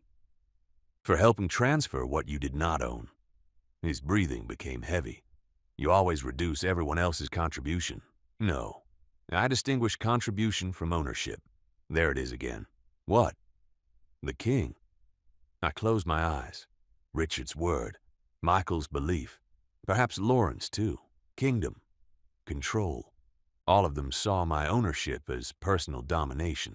Maybe I had made the company too centered on me. Maybe that was a failure. It did not make the remedy lawful. Did you know about Brannon? I asked. Yes. Why reject it? They wanted you for 5 more years. And we couldn't wait 5 more years. There, the motive. Not business value, removal, because you wanted my job. Because the company needed a future, with you at the top. Yes, another honest sentence. Thank you, I said. Stop saying that. Saying what? Thank you every time someone admits something ugly. Then stop giving me reasons. He ended the call. Elaine did not call. She came. The next afternoon, she arrived at David's house with 2 suitcases. Not for me, hers. Nina opened the door and called my name. I came into the living room. Elaine stood beside the luggage wearing a camel-colored coat and the pearl earrings I bought for her 60th birthday. She looked exhausted. Older. My wife. 41 years. Can we speak? She asked. David looked at me. I nodded. Here. Elaine glanced toward Nina. I was hoping privately. No. Her face tightened. Then she sat. I remained standing until the incision pulled. David moved a chair toward me. I accepted it. Elaine folded her hands. I left the house. Why? Lauren is staying there. That is not what I asked. She looked down. I don't know where home is right now. The sentence nearly reached me. Then I remembered the lake house. You have one. Her eyes filled. Don't. You titled it only in your name. Because Gordon said it simplified financing. Did you plan for me to live there? Yes. Did you tell the lender? A pause. No. So legally I had no interest. We're married. You treated marriage as useful only when signing spousal consent. She wiped her cheek. I was afraid. Of what? You dying. The plan started before. I was afraid before. She looked at me. Every morning you left before sunrise. Every night you came home exhausted. You ignored chest pain. You missed appointments. You said retirement was 5 years away for 20 years. That is not permission. I know. Do you? Yes. The answer came quietly. I waited. Elaine continued. At first, Lauren said we needed options. I agreed. Then Keller became real. Richard said if we told you too early, you would shut down every conversation. I told myself we would present it when the offer was complete. Did you intend to? She hesitated. Yes. When? I don't know. Before or after closing? Before. Then why were documents ready for incapacity? Her face folded. Because Lauren insisted. You signed the certification. I believed you wanted us secure. I wanted you secure. I did not want you to steal. She flinched. I did not think of it as stealing. What did you think the lake house was? A promise. A promise I had not fulfilled. Yes. So you fulfilled it with my money while I was unconscious. Her tears came fully now. I spent my whole life waiting. And I spent mine building what paid for everything. That is exactly the problem. I looked at her. You still think you were owed? Yes. The honesty surprised me. Then she added, not this way. There it was, not wrong desire, Wrong method. I was owed a life with my husband, she said. I was owed summers, travel, mornings where you did not answer the phone during breakfast. I was owed the man who promised the company was a season, not our entire marriage. You were. She looked up. That answer startled her. I failed you, I said, for years. Her mouth trembled. But failure does not transfer my signature to you. She closed her eyes. No. It doesn't give Lauren authority. No. It doesn't make Richard a trustee. No. It doesn't turn my children's resentment into payment schedules. No. The room stayed quiet. Then I asked, did you think I would wake up? Elaine covered her face. For a moment, she could not speak. When she lowered her hands, the answer was already visible. Not at first. And later? The doctors said you responded to commands. That was day 6. Yes. The sale closed day 19. She looked down. We thought recovery might be incomplete. Did anyone ask the doctors? Lauren did. What did they say? That it was too early. So you knew I might recover. Yes. Why close? Her breathing became uneven because Keller threatened to withdraw, and everyone's payments disappeared. She shook her head. No. Then why? Because if you woke fully, you would stop it. The truth arrived. No justification around it. No company collapse. No payroll. No fear. If I woke, I would say no. They needed to close before I could. I sat very still. Elaine whispered, I'm sorry. The first real apology. Not for how I found out. Not for stress. For the act itself. But the apology came after the admission that my recovery was the deadline. Where are the closing communications? I asked. Lauren has them. Do you have copies? Some emails. Give them to Rebecca. Elaine nodded. Will you come home? No. Her face crumpled. Sam, I am not safe there. I would never hurt you. You helped take everything while I could not speak. That is not physical danger. No. It is the kind you still don't fully understand. She looked at the suitcases. I don't have anywhere to go. I thought of the lake house. Closed. Frozen. Not accessible under the order. Go to a hotel. With what money? The accounts are frozen. You have personal funds. Rebecca's notice reached the bank. They restricted almost everything. Not everything, but enough to make inconvenience real. She had never imagined legal preservation would affect daily comfort. Ask Lauren. She said her funds are restricted. Richard. He won't answer. The family coalition was strongest while distributing benefits. Under pressure, each person protected their own position. I cannot help you, I said. The words felt cruel. Then I remembered how often cruelty is simply a boundary heard by someone accustomed to access. Elaine stood. Do you still love me? The question entered the room like a ghost. 41 years. Children, funerals, birthdays, hospital rooms, a lake house, a signature. I don't know what love is required to survive, I said. She waited. I could not give more. David arranged a hotel through a credit card Elaine still controlled. She left the suitcases behind until the taxi came. Before walking out, she turned. I will send the emails. Send everything. I will. She looked as if she wanted to hug me. She didn't try.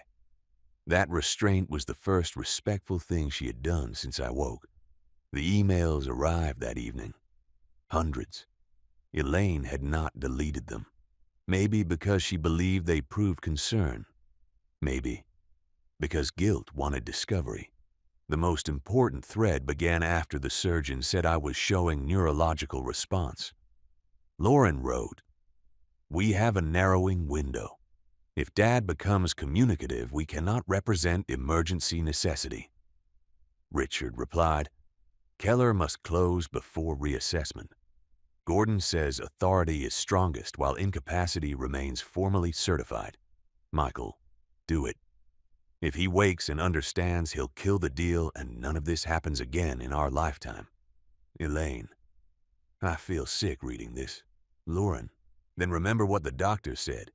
He may never return as himself. Elaine, and if he does, Richard, then he wakes up rich, retired, and angry. Better than dead. Then he wakes up rich, retired, and angry. That was the risk calculation. My survival was acceptable if my power had already been removed. Another email from Lauren to Keller. Family is aligned. Samuel's long-standing resistance is emotional, not economic. Incapacity allows us to execute the transition he could never bring himself to complete. Keller replied, Understood. We need clean authority and no post-close disruption. No post-close disruption. That was me. Alive. A disruption. A later message from Keller's attorney asked, Is there any meaningful likelihood Samuel regains capacity before signing?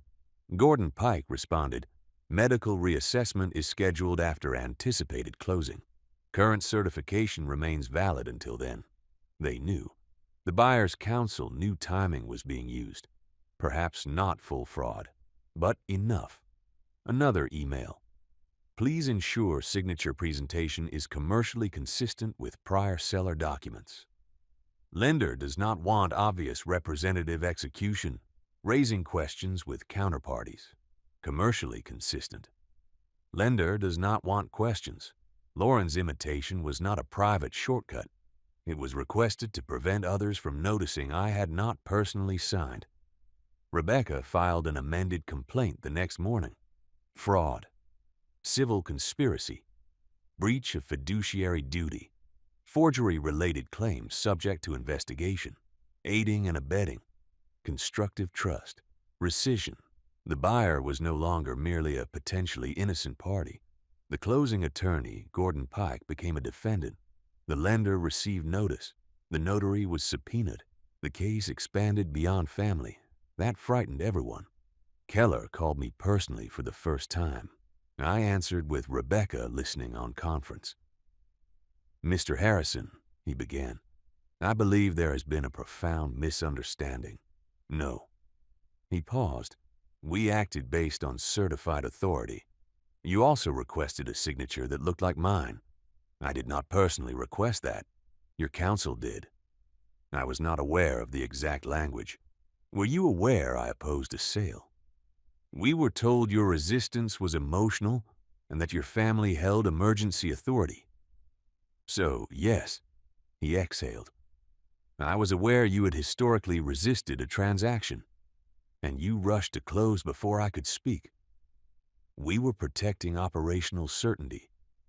My silence was certainty. That is not how I would characterize it. How would you characterize an email saying no post-close disruption? He went quiet. Rebecca wrote something on a notepad and held it up. Let him talk. Keller continued. Mr. Harrison, we invested substantial capital in reliance on counsel. We retained every employee. We increased wages. We preserved the company. You purchased it from people who did not own enough to sell it. We purchased under authority. Then why hide the authority on the signature page? I cannot answer for document formatting. You're managing director. I did not assemble the closing packet, but you accepted the result. His voice hardened. We will defend the transaction. There, no more misunderstanding. What do you want? I asked, to avoid unnecessary destruction. Another person warning me that exposing the theft would cause damage. What does that look like? You ratify the sale. We restructure proceeds. Remove conflicted trustees. Provide you direct funds. Address family compensation separately. You retain honorary founder status and board advisory rights. Honorary founder. Advisory rights. A chair in the company I owned. What about my desk? Silence. I'm sorry? My father's desk. Is that part of the advisory package? Rebecca looked at me sharply. Stay focused. But the desk mattered. Keller said personal items can be returned. It was not treated as personal when you bought it. We can resolve that. You think this is about furniture? No. You think it is about money, isn't it? The question was genuine. Perhaps for him everything had a price. No, I said. It is about whether a person still owns his life while unconscious. Keller became quiet, then said, the company may not survive prolonged litigation. There it was. The employees, the contracts, the hostage again. Then cooperate with unwinding. We cannot simply unwind. You moved quickly enough to close. Integration has begun. What integration? Systems, banking, vendor contracts, management, branding plans. Have you moved equipment? No, due to the order. Have you changed ownership upstream? He did not answer immediately. Rebecca leaned forward. Mr. Keller, she said, this is Rebecca Sloane. Any transfer in violation of notice or order will be addressed directly with the court. I am aware. He ended the call shortly after. The hearing was scheduled for 3 weeks later. 3 weeks in which every relationship deteriorated. Richard stopped pretending concern. He sent an email through counsel accusing me of years of oppression, financial manipulation, and breach of promises made after our father died. He claimed the original buyout had been unfair and that his transaction fee partly corrected historic deprivation. Rebecca called that an admission wrapped in grievance. Lauren submitted a declaration portraying me as controlling, medically reckless, and incapable of separating company identity from personal worth. She included examples. My refusal to take vacations, my habit of reviewing contracts on Sundays, my arguments with Michael over authority, my failure to buy the lake house. All true. None authority to sell. Michael filed a statement saying employees feared instability if I returned. Tony called me after reading it. That's not true, he said. Some probably did. Some feared change. That's not the same. Will you testify? He went silent. I understood. Testifying against Keller could cost his job. Against Michael could destroy relationships. Against the family could pull him into years of conflict. You don't have to answer now. I want to do right. So did everyone. The sentence came out bitterly. I regretted it. Tony said no. Some wanted to do well. That distinction stayed with me. Wanting to do right. Wanting to do well. My family had done very well. Thomas submitted nothing. He called once to say Jenna had left temporarily and he blamed me. Then he asked whether I would privately loan him money unrelated to the frozen trust. I said no. He called me heartless. Elaine provided the emails voluntarily, then hired her own attorney. That told me she understood the family's interests were no longer aligned. Her lawyer approached Rebecca about separating her from the conspiracy claims in exchange for cooperation. My wife of 41 years had become a potential witness. Marriage reduced to evidentiary position. I slept badly. Ate because Nina placed food nearby. Walked each morning because David threatened to report me to my surgeon if I refused. My strength returned slowly. Anger returned faster. Rebecca warned me not to mistake physical improvement for legal or emotional readiness. You are still recovering, she said. I know. No, you behave as if knowing makes you exempt. That sounded like something Elaine might have said, before betrayal made every old criticism feel contaminated. Perhaps it had been true then too. The night before the hearing, I received a message from Caleb. Uncle Sam, I need to tell you something about the March resolution. I called Rebecca. She instructed me not to contact him directly. She reached out through counsel. Caleb agreed to meet with both attorneys present the following morning before court. He arrived pale and sweating. No title now. Keller had suspended him after discovering his promised operations role was tied to Richard's side agreements. Caleb sat across from me in a small courthouse conference room. He avoided my eyes. Rebecca began. "What do you need to disclose?" Caleb swallowed. "The March continuity resolution." "What about it?" "Uncle Sam did not sign it." I felt no shock, only confirmation. "How do you know?" Rebecca asked. "I watched Lauren sign." The room went still. "Describe what happened." Caleb rubbed his palms against his trousers. "It was at Dad's office. Lauren had copies of old company documents. She practiced the signature. Dad said it needed to be close enough if anyone compared. My brother, my daughter. Months before my collapse, not emergency. Preparation." "Who else was present?" Rebecca asked. "Gordon Pike. Michael came later. Aunt. Elaine was on speakerphone for part of it." My chest tightened. "Why were you there?" "Dad asked me to witness." "Did you sign?" "Yes." The resolution listed Caleb only on an attachment we had not yet seen. Witness to execution. He had falsely witnessed my signature. "Why tell us now?" Rebecca asked. He looked at me. "Dad said Keller would make me operations director. They didn't. Then he said I'd still be protected through his consulting deal. That got frozen. Now everyone says I should take the blame because I'm the least important." There it was again. Not conscience first. Exclusion. The conspiracy fractured where rewards failed. Rebecca said, "Are you seeking immunity?"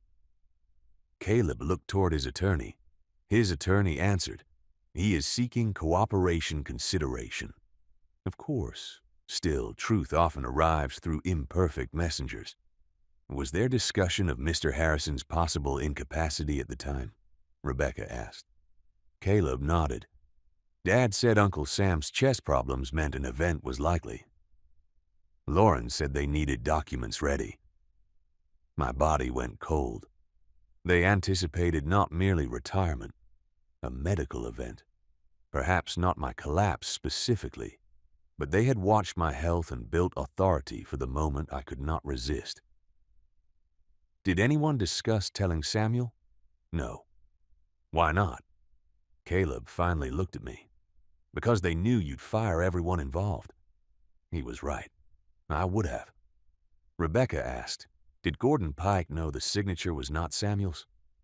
Yes. Did the notary? Sandra came afterward. She notarized based on Gordon's instruction. Was Samuel present? No. A false notarization.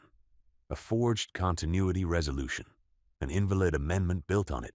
The entire sale rested on manufactured authority.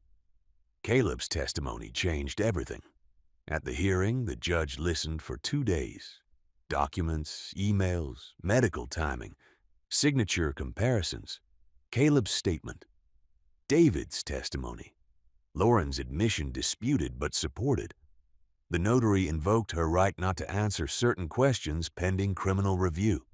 Gordon Pike blamed his clients. Richard blamed Lauren.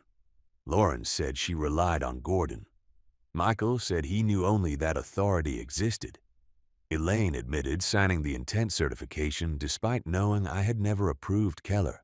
Keller insisted it relied on counsel but could not explain emails about closing before reassessment.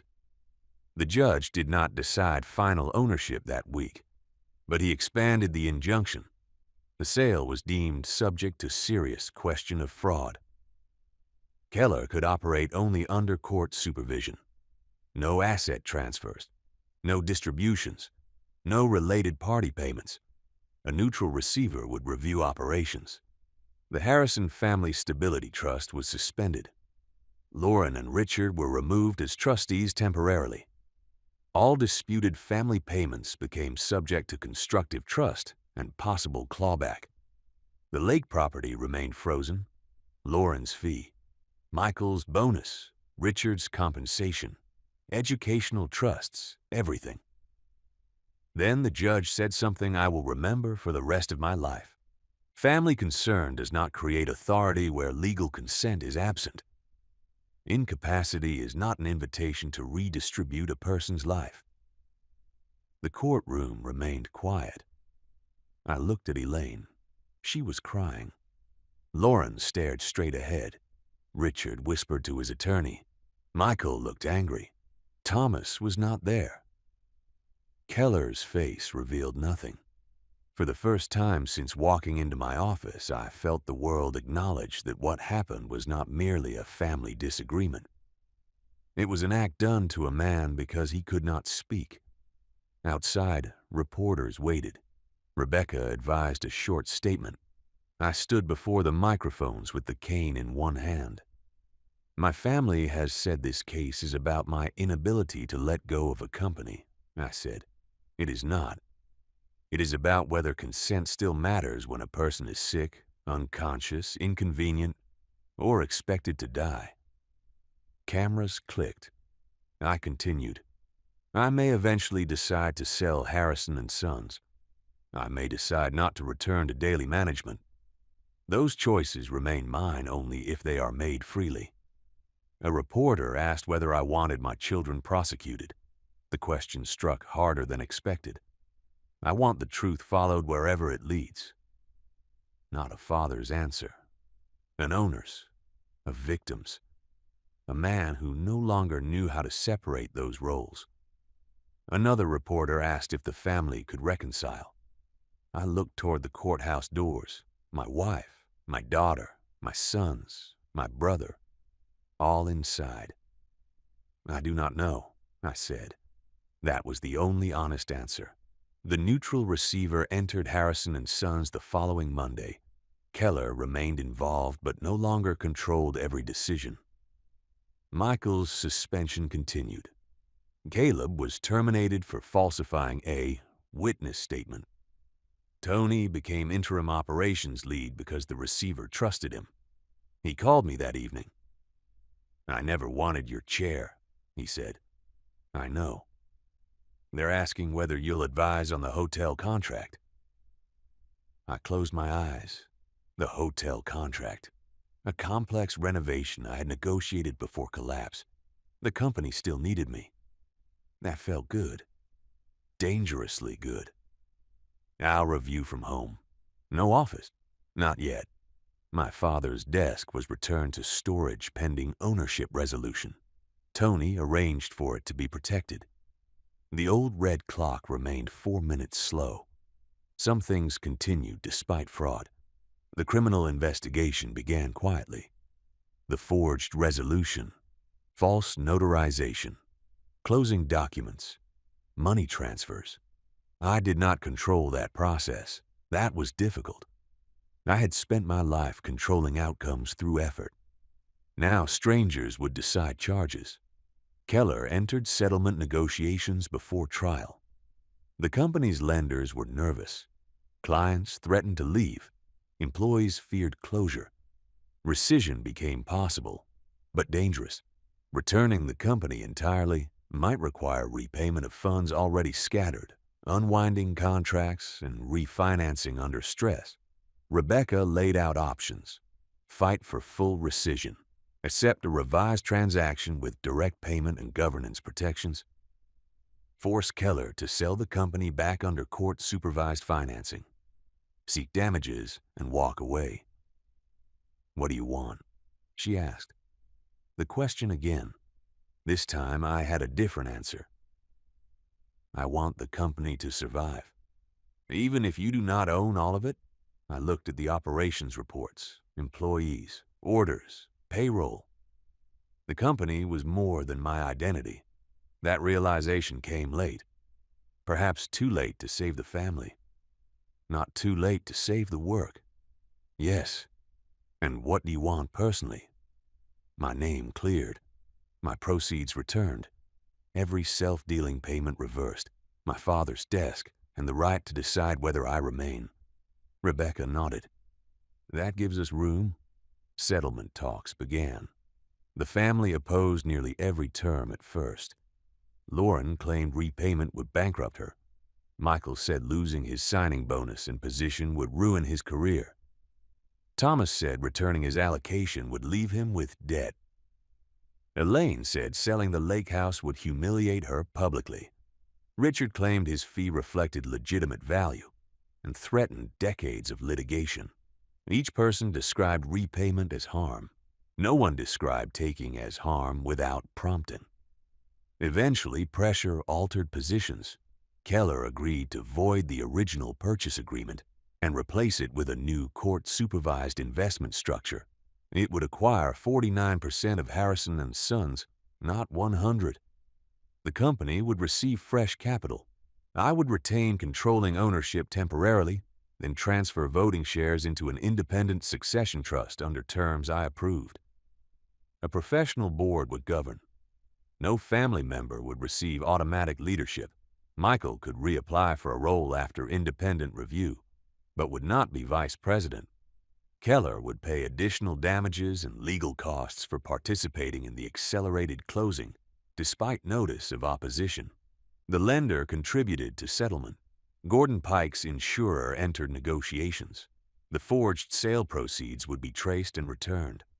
Lauren's fee, Michael's bonus, Richard's payment, Thomas's allocation, Elaine's lake property equity, and grandchildren's trusts, all reversed or offset.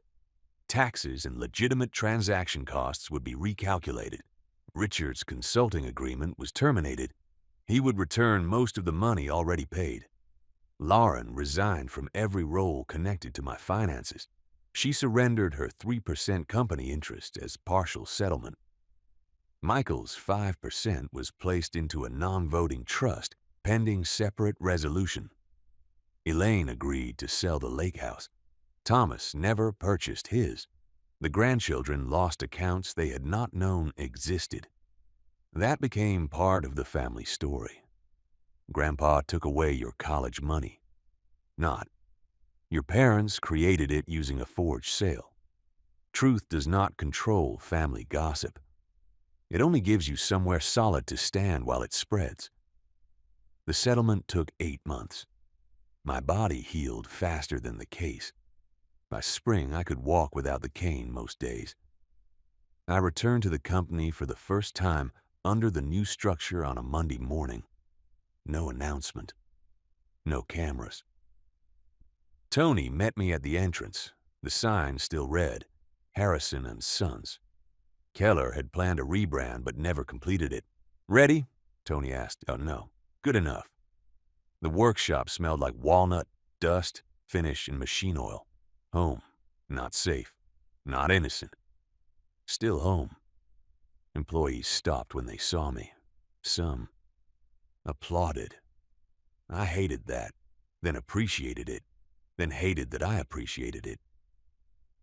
Tony led me to the office. My father's desk had been returned. The burn mark remained beneath the blotter.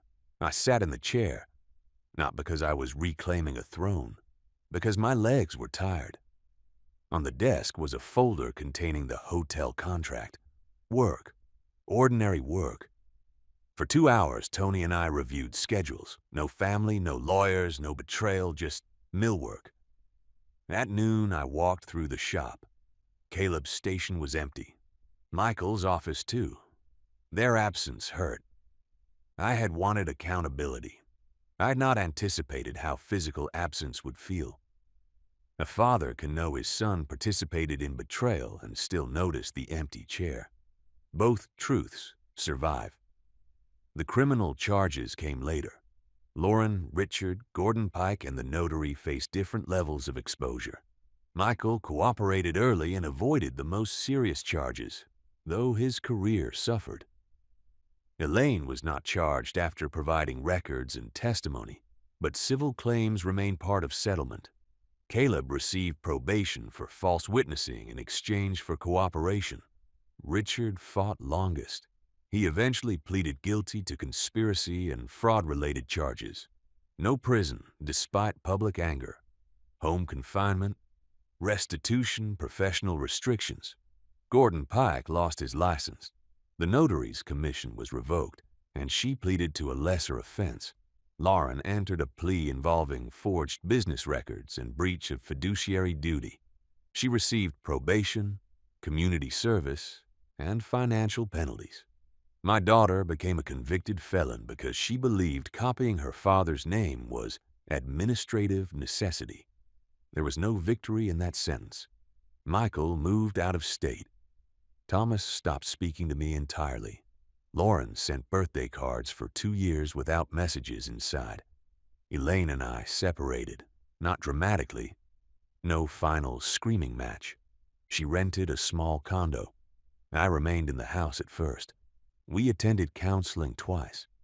The first session became a debate over whether my neglect had created conditions for betrayal. The second became silence. There was no third. After 41 years, our marriage ended not because love disappeared, but because trust had nowhere left to live. The divorce was finalized 18 months after the settlement. Elaine received a fair share of marital assets through an actual legal process.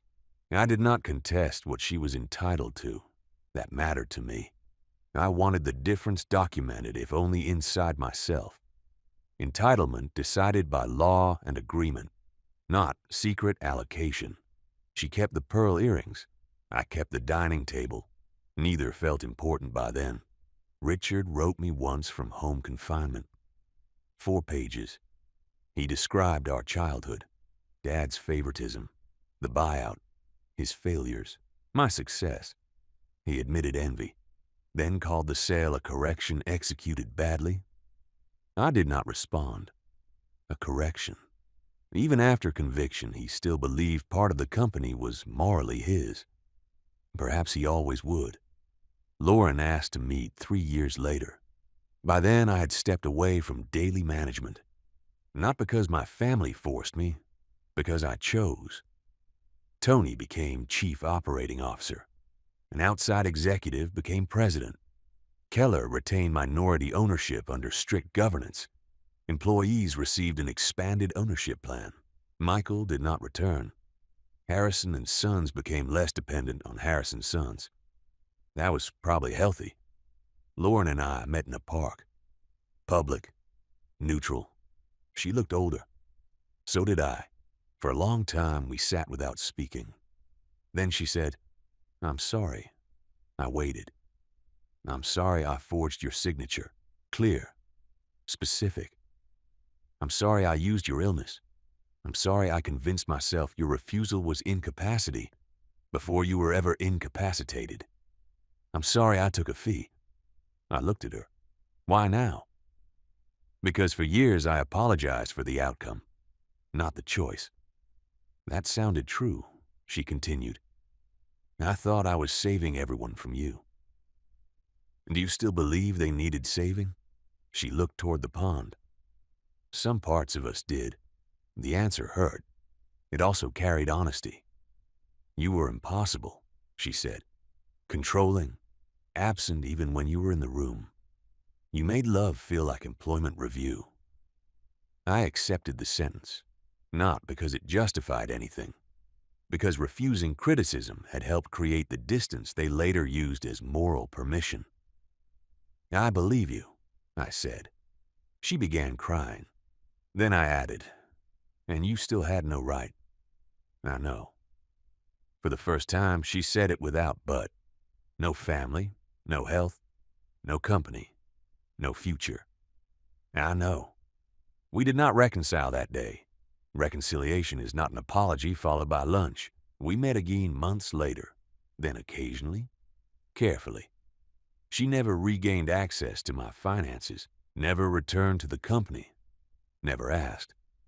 That restraint mattered. Michael contacted me after Lauren did. His apology was harder. He still believed Keller saw leadership potential I had denied. Perhaps Keller had. Both could be true.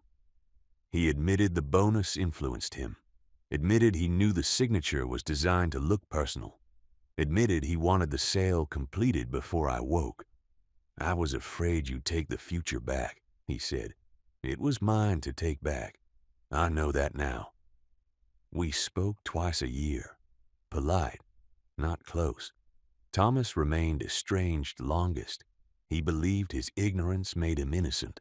I believed accepting secret money while knowing I would refuse created responsibility. Years later, he called after his first child was born. He did not apologize. He said, "I understand being afraid for your family now." I said, "Fear is not consent." He became quiet, then said, "I know." Sometimes that is how repair begins, not with agreement. With one sentence no longer argued against. Elaine and I never remarried. We became cordial. At our granddaughter's graduation, we sat in the same row. She handed me a bottle of water before I asked. I thanked her. That was all. Later, she wrote that she had visited the lake where the house had been. Another family lived there. Children on the dock. Lights in the windows. She said she felt no anger, only embarrassment that she had once believed a property could repay years. I kept the letter. Not because I wanted her back, because it was true. I retired fully at 68. On my last official day, the company held a dinner. No grand tribute. I requested that. Tony spoke for 5 minutes and ignored the request by making 3 of them sentimental. Employees presented me with a small wooden model of my father's desk. The real desk went home with me. It sits in my study now. The right drawer still sticks in summer. The burn mark remains underneath. Sometimes I run my hand over the place Lauren copied my signature from old contracts. Not literally from that desk alone, but it feels connected. The surface where I signed payroll, promotions, loans, family gifts. The same signature turned against me. For years, I thought betrayal had stolen the company from me. In the end, the company survived. Changed. Stronger in some ways. The true theft was different. My family had taken away my right to be difficult. My right to say no. My right to make mistakes with what belonged to me. They believed my failures as a husband, father, brother, and leader made my consent less important. That is the most dangerous family betrayal. Not when people stop loving you. When they continue loving you while deciding you no longer have the right to govern your own life. They said I would destroy the family by fighting back. The family was already destroyed. The fight only revealed where the fractures had been hidden. I lost my marriage, years with my children, my brother. The simple belief that blood guaranteed loyalty. But I kept something they had nearly buried beneath concern. Compensation and legal language. Choice. I eventually sold part of the company. On my terms. With my signature. My real one. And when I finally stepped away, no one had to declare me incapacitated to make it happen. I walked out through the workshop doors under my own strength. The red clock above the loading bay still ran 4 minutes slow. I had never fixed it. Some things do not need correction simply because they are imperfect. Others do. The story did not end when I retired. For a while, I thought it would. I believed there might be one clean moment when the company, the lawsuits, the damaged marriage, the children, and Richard all settled into the past together. There was not. Life rarely closes every door at once. Some remain slightly open. Others swell in their frames and refuse to move. A few appear closed until someone knocks years later. 2 months after my retirement dinner, I woke at 4 in the morning with pain across my chest. For several seconds, I did not move. The room was dark, the house quiet. My first thought was not the hospital. It was that I was alone. During my marriage, Elaine would have woken before I reached for the lamp. She slept lightly and heard every change in my breathing. She would have asked where it hurt, found my medication, and called the doctor before I finished telling her not to overreact. Now there was no one beside me. I sat slowly. The pain shifted when I moved. Muscle, not heart. Probably, but probably becomes a dangerous word after nearly dying once. I called David. He answered with a voice thick from sleep. What? My chest hurts. There was movement on his end immediately. Pressure or sharp? Sharp. Radiating? No. Shortness of breath? Only because you're interrogating me. Good. You can still be irritating. Call emergency services. I don't think... Call. I called. The paramedics arrived. The pain turned out to be inflammation around old surgical scar tissue. Not life-threatening. Embarrassing, but not life-threatening. David appeared at the hospital in sweatpants and a coat thrown over pajamas. He stood at the end of the bed, arms folded. You could have called one of your children. No. You could have called Elaine. No. You called me. You're a retired surgeon. I'm also 70 and was asleep. I looked away. He sat. The anger left his face. You cannot keep living as if trusting one wrong person means you must never need anyone again. The sentence bothered me, mostly because it was accurate. I trust you. One person is not a life. I did not answer. He continued. Your family did something terrible. That does not mean every future dependence is surrender. Dependence. I disliked the word. It sounded like the beginning of another power of attorney, another committee, another person deciding I'd become too fragile for my own choices. David seemed to understand. I did not say give someone your bank passwords, he said. I said let people know when you're in the hospital. I almost smiled. Almost. After that night, I created a new emergency plan. Not because anyone pressured me, because I finally understood that refusing to plan had left a vacuum my family once used against me. Rebecca prepared the documents. David became my medical decision maker, with Lauren as alternate only after we discussed it at length. A professional fiduciary received authority over certain financial matters if two independent physicians certified that I lacked capacity. No family committee? No broad interpretation? No power to sell the company or real property without court approval? No compensation to anyone benefiting personally? Every decision documented. Every emergency authority temporary. Every signature witnessed by people with no interest in the outcome. I read every page. Then I had another attorney review them. Rebecca pretended not to be offended. I would be disappointed if you didn't, she said. When I signed, my hand trembled slightly. Not from weakness. Memory. A signature had once been used to erase me. Now my signature created limits strong enough to protect me. That mattered.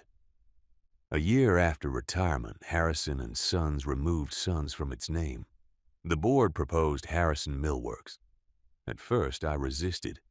The name had belonged to my father, then me, then painfully to every son who believed family title was the same as ownership. Tony called before the final vote. You should hear it from me. I received the papers. I know. He paused. Are you angry? A little.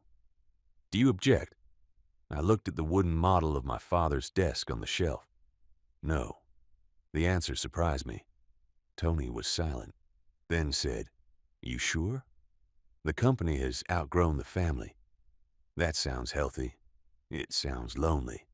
Both can be true. Harrison Millworks became the name. The word Sons disappeared from trucks, invoices, uniforms, and signs. For months, I felt a small shock whenever I drove past and saw the new lettering. Then it became normal. The company still existed. People still earned a living. The work remained. My father's name stayed. The family claim softened. Perhaps that was appropriate. Richard died 4 years after the criminal case ended. A stroke. Sudden. He had completed home confinement, paid most of the restitution, and was living alone in a rented townhouse. Caleb found him after he failed to answer the phone. I learned from Lauren. She called in the early evening. "Dad," her voice told me before the words did. "What happened?" "Uncle Richard died." I sat at the old desk. For a moment, I looked down at my hand resting on the wood. The same scar on Richard's left hand. The broken basement window. The cigarette burn. Our father's funeral. The buyout. The emails. Timing may solve what persuasion cannot.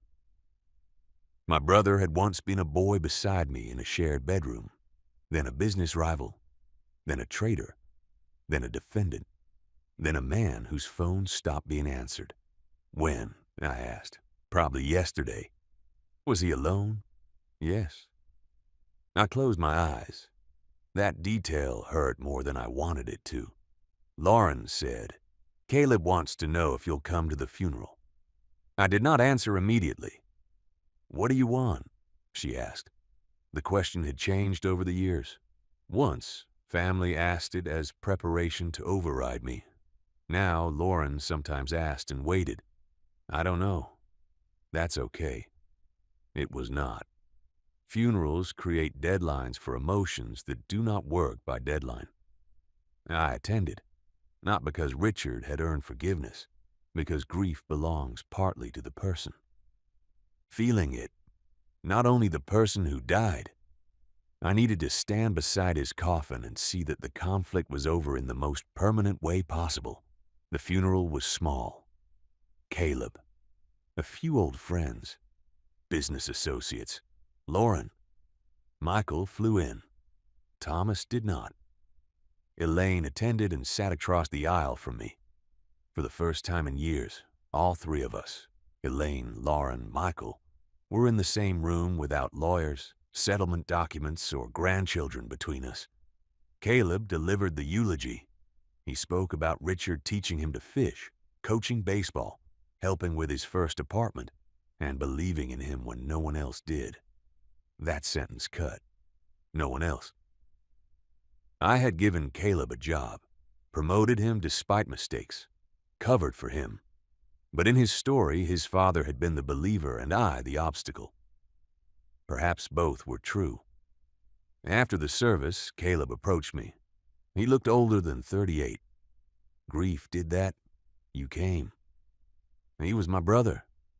Caleb nodded, then said, "He talked about you." I waited. Near the end. No. Just over the years. What did he say?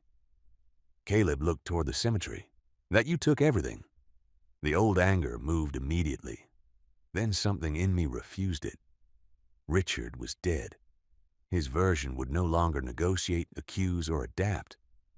What did you say? I asked. I used to agree. And now? Caleb rubbed his palms together.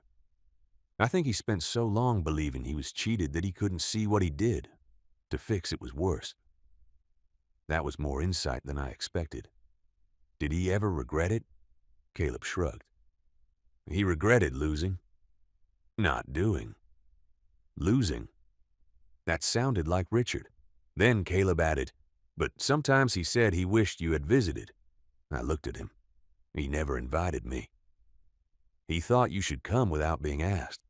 Of course. Even at the end, Richard wanted relationship to arrive as proof he had been wronged. I didn't know. Caleb nodded. Neither of us apologized for the years. Some distances are too complicated for one funeral. Before leaving, I stood beside the grave after everyone else moved toward the cars. The casket rested beneath flowers. I thought of our father. What would he have thought? That question had haunted every argument between us. I no longer trusted it. Dead parents become convenient witnesses because they cannot contradict the child invoking them. Richard believed Dad wanted him restored. I believed Dad wanted the company protected. Maybe our father would have hated both of us for turning his work into the center of our relationship. I placed one hand against the casket. I'm sorry we became this. Not, I forgive you. Not, I was right. Not, you were wrong. Only the truth I could bear. We became something smaller than brothers. The following Christmas, Elaine invited me to dinner. not at the house we had shared. She had sold the condo and moved into a smaller townhouse near Lauren. The invitation came by email. No emotional language. Dinner at 6. Lauren, Michael, and the grandchildren will be here. Thomas may come. You are welcome. You are welcome. Not please come. Not the family needs you. No obligation. I accepted. Thomas did not attend. Michael brought his second wife, a woman named Christine whom I had met only twice. Lauren's children were adults now. One had a baby. My great-grandchild slept in a carrier beside the table. The room was filled with ordinary family sounds, silverware, conversation, someone laughing in the kitchen, a child fussing. For the first half hour, everyone behaved carefully around me. No company discussion, no case, no lake house, no signature. Then Michael asked whether I missed work. Yes. Would you go back? No. Really? I miss being needed. That is not the same as wanting the job. He nodded. For once, he did not argue. Later, while others cleared plates, Elaine and I stood near the window. You look well, she said. So do you. Are you? Well, yes. Some days. She folded a napkin slowly. I have wanted to ask you something. What? Do you think we were ever happy? The question was too large for the room. I looked toward the dining table where Lauren held the baby. Yes. Elaine's eyes filled. So do I continued. We were also unhappy. Yes. Both were real. She nodded. For years after the divorce, I had treated the betrayal as proof that the marriage had been false. That was easier. A false marriage could be discarded cleanly. A real marriage that ended in betrayal had to be mourned. We had loved each other, raised children, built a home, fought, waited, failed. She had betrayed me. I had neglected parts of her until resentment felt like entitlement. Neither truth erased the other. Elaine said, I used to think if you admitted how unhappy I was, it would excuse what I did. It wouldn't. I know. And I used to think if I proved what you did was wrong, I wouldn't have to admit I failed you. She looked at me. Did you? Yes. The word was easier now, not because the failure mattered less, because accountability no longer felt like surrendering ownership of the story. We stood quietly. Then Elaine said, I'm sorry the last years became the only years people remember. And I understood. Family history had collapsed around the scandal. People forgot vacations, Christmas mornings, school plays, arguments over paint colors, Sunday dinners, the years when we believed the family was strong. I remember more, I said. She smiled sadly. So do I. We never became friends exactly, but after that dinner something softened. We occasionally spoke by phone, shared health updates, attended events.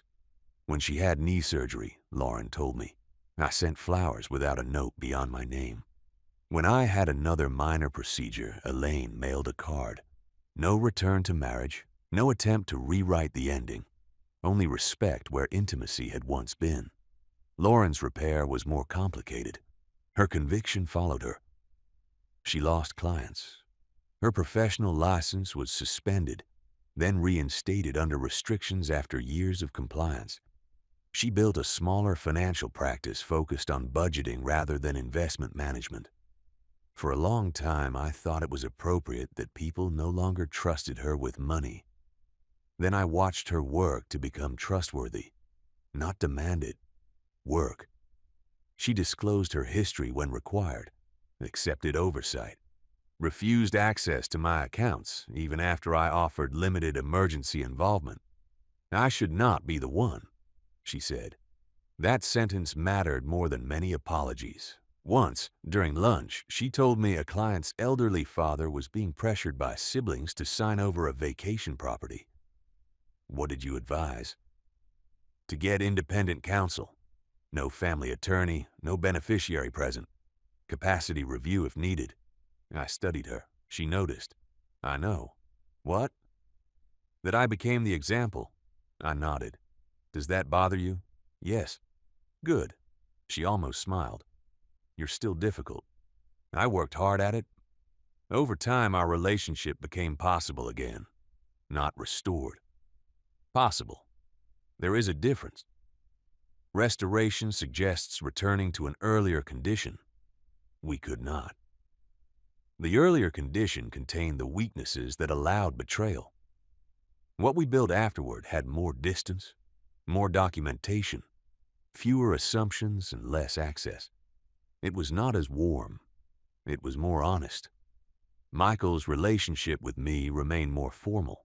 He built a career in manufacturing outside the state.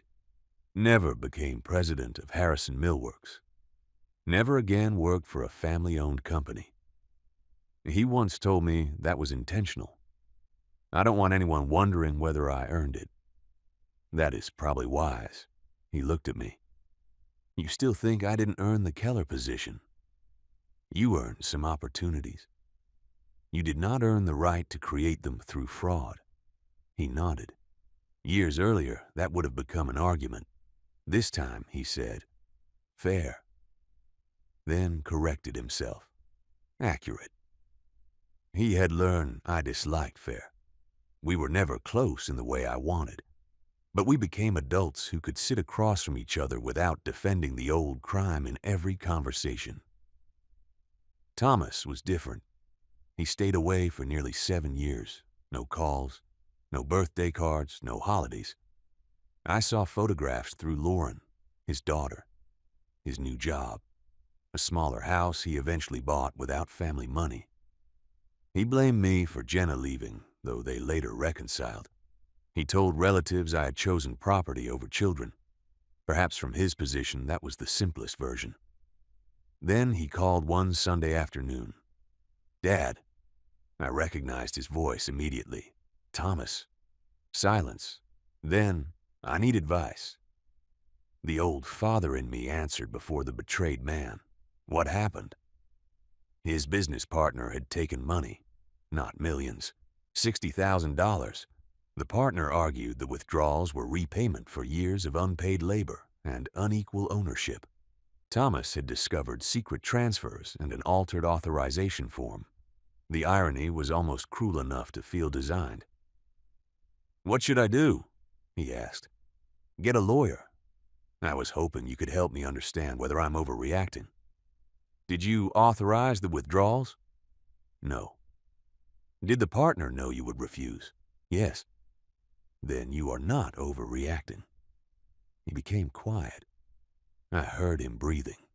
Then he said, Is that how you felt? The question held 7 years inside it. Yes. I didn't understand. I know. I thought because the money was going to family, it was different. It was different. His voice lifted slightly. How? It was worse. He said nothing. I continued. A business partner betrays a contract. Family betrays the assumption that you are safe among your own people. Thomas began crying. I hadn't heard him cry since the house closing fell apart. I'm sorry. The words came broken. Not polished, not complete. I waited. I'm sorry I took the money. I'm sorry I blamed you when you stopped it.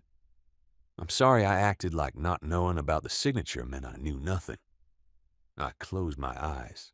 The apology I had wanted years earlier arrived after I had learned to live without it. That is often when apologies come, after their power to control the outcome has passed.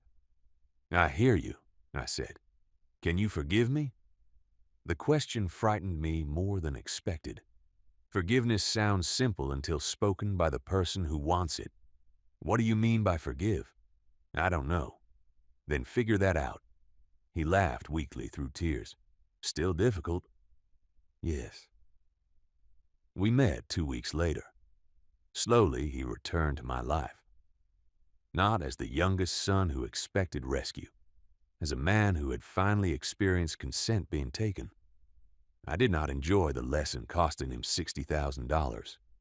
I also did not pay the loss for him. That was part of the repair.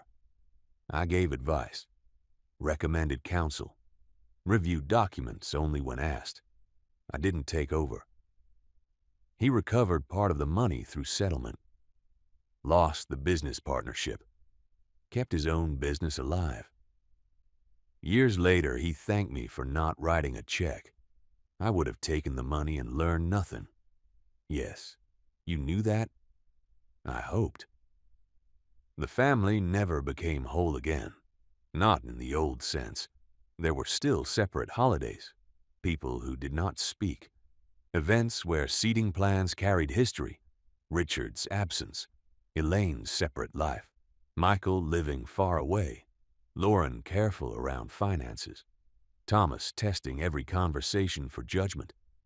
But there were also dinners, birthdays, graduations, a great-grandchild falling asleep in my arms, calls that did not concern lawsuits, apologies that became behavior. That mattered more than dramatic reunions. Big betrayal creates a strange expectation. People believe repair must be equally big. A public apology, a family gathering, everyone crying and embracing. That is rarely how it happens. Repair is usually small. A daughter refusing account access. A son saying accurate instead of fair. An ex-wife asking before sharing information. A child calling for advice and accepting that advice is not control. A meal where no one asks you to pretend the past did not happen. The last legal matter ended nearly 10 years after my collapse. A small disputed tax issue connected to the original sale. Rebecca called to tell me it had been resolved. That's everything, she said. Everything? Legally. I laughed. She did too. By then she had become a friend, though neither of us admitted it directly. I asked, what do I do with all the files? Keep essential originals. Digitize the rest. Destroy duplicates securely. There were 37 boxes. Emails, depositions, medical records, contracts, photographs of signatures, bank statements, trust documents, evidence of the worst thing my family had done. For years, I kept every page because losing a document felt like allowing truth to weaken. Then, one morning, I realized the case no longer depended on paper. It had happened. It was acknowledged. The company survived. The money was traced. The judgments entered. The people involved had admitted enough. Truth did not need to occupy an entire room forever. I hired a secure document service, kept one archive box, destroyed the rest. I watched the truck drive away. It felt less like erasing evidence than reclaiming space. In the room where the boxes had been, I placed a chair, a lamp, and shelves. No office, no legal archive, a reading room. The first book I placed on the shelf was one my father gave me when I was 18. Inside he had written, "Build things that last longer than anger." For years I thought he meant furniture. Maybe he did. I sat with the book in my hands and wondered what had lasted. Not the original company structure, not the marriage, not brotherhood, not blind trust. But the work lasted. The desk, the people, the company under a healthier name, some family relationships, altered but alive. Choice. My father's sentence did not mean anger was wrong. Anger had protected me. It forced me to ask questions while everyone demanded gratitude. It kept me from signing ratification papers. It helped me survive pity, guilt, and accusations of pride. But anger was scaffolding, useful while rebuilding, dangerous if mistaken for the building itself. Eventually, I had to take it down. Not all at once. Piece by piece. I stopped checking whether Richard's restitution had been completed. Stopped searching Lauren's professional record. Stopped asking Tony for every internal update. Stopped driving past Elaine's street. Stopped imagining what my life would have been if I'd never collapsed. That last one took longest. The medical event had saved me in one sense. It revealed the conspiracy. Had I remained healthy, my family might have found another moment. Or perhaps the plan would have failed. Perhaps I would have sold eventually. Perhaps Elaine and I would have retired to a lake house bought honestly. Perhaps my children would have inherited the company and destroyed it through conflict. Imagined lives are impossible to audit. I stopped trying. On the 15th anniversary of my surgery, David and I had lunch. He was moving more slowly. So was I. He asked, "Do you still think they wanted you dead?" The question startled me. I don't know if I ever believed they wanted it. You acted as if you did. They were prepared for it. That is different. Yes. I looked out the restaurant window. They wanted the version of me who could no longer say no. David nodded. That may be the most honest answer. They did not need my death, only my removal. Death would have made removal permanent and socially acceptable. Recovery made it awkward. I had spent years calling myself the man who woke up. That phrase became part of how I understood everything. They assumed I would not wake. I woke. They assumed I would accept. I fought. They assumed the company would disappear without me. It survived. But eventually I realized waking up was not only a medical event.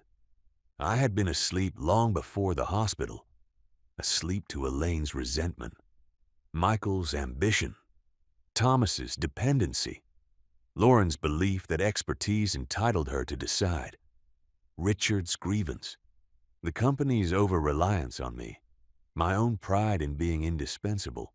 None justified betrayal. All were real. Waking meant seeing those too. That was harder than winning the case. A court can declare a document invalid. No judge can declare a lifetime fully understood. I am 81 now. Harrison Millworks sends me an annual report. I read it, then place it in a drawer. The company employs more people than it did when I owned it alone. Tony retired. His daughter joined the board, not because of her name, but because an independent committee selected her. That distinction would have annoyed the old me. Now it pleases me. My father's desk remains in my study. The drawer sticks. The burn mark remains. My real signature appears on the final settlement, the new governance documents, my will, and a letter I wrote to my grandchildren. The letter does not tell them never to trust family. That would be too simple. It says, love your family. Help them. Listen when they tell you where you have failed. Share what you choose to share. Plan for illness. Write clear documents. Never confuse guilt with obligation. Never let concern erase consent. And never believe that protecting yourself means you do not love the people you are protecting yourself from.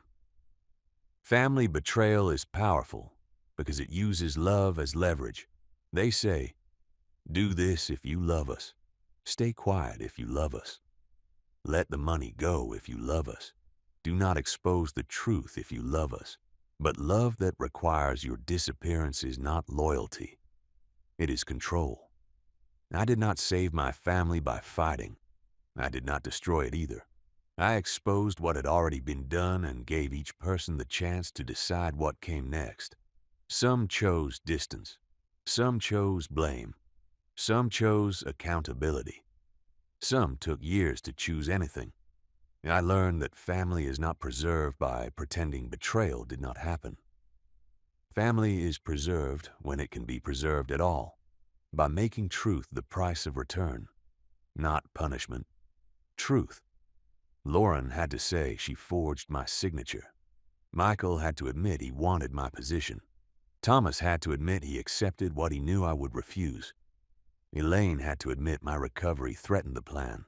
I had to admit I had failed them in ways that made betrayal easier to justify. Richard never reached that point fully. That was his choice. I mourned him anyway. The company is no longer mine. Not in the old way. My children are no longer extensions of me. My marriage is over. My brother is gone. Yet my life is still mine. That was what they nearly took. Not a factory, not $4.8 million, not a desk. The right to remain the author of my own decisions. I recovered that right. Then eventually I used it to let go. On my last visit to Harrison Millworks, I stood beneath the red clock above the loading bay. It was still 4 minutes slow. A young employee I did not know came over carrying a clipboard. "Mr. Harrison?" "Yes." "People say you started all this." "My father did." "But you built most of it." "Many. People did." He looked toward the clock. "We keep meaning to replace that." "Don't." He smiled. "Why?" "Because not everything old needs to be corrected." Then I looked across the workshop. The new machines, the old benches, people working without waiting for me to approve every decision. The place had survived my family. It had also survived me. I walked outside. No president's parking sign, no reserved space, no need for one. Lauren waited beside her car. She had driven me because my eyesight was no longer good enough for long distances. "Ready?" she asked. "Yes." She opened the passenger door, not because I was helpless, because it was polite. I sat. Before she closed the door, I looked back once. The company, my father's name, my life's work. Then I turned forward. Lauren drove. I didn't tell her which route to take. That may sound small, it was not. If this story stayed with you, please like this video, subscribe to Bedtime Threads, and share it with someone who understands that the deepest family betrayals are often committed by people who insist they were acting out of love.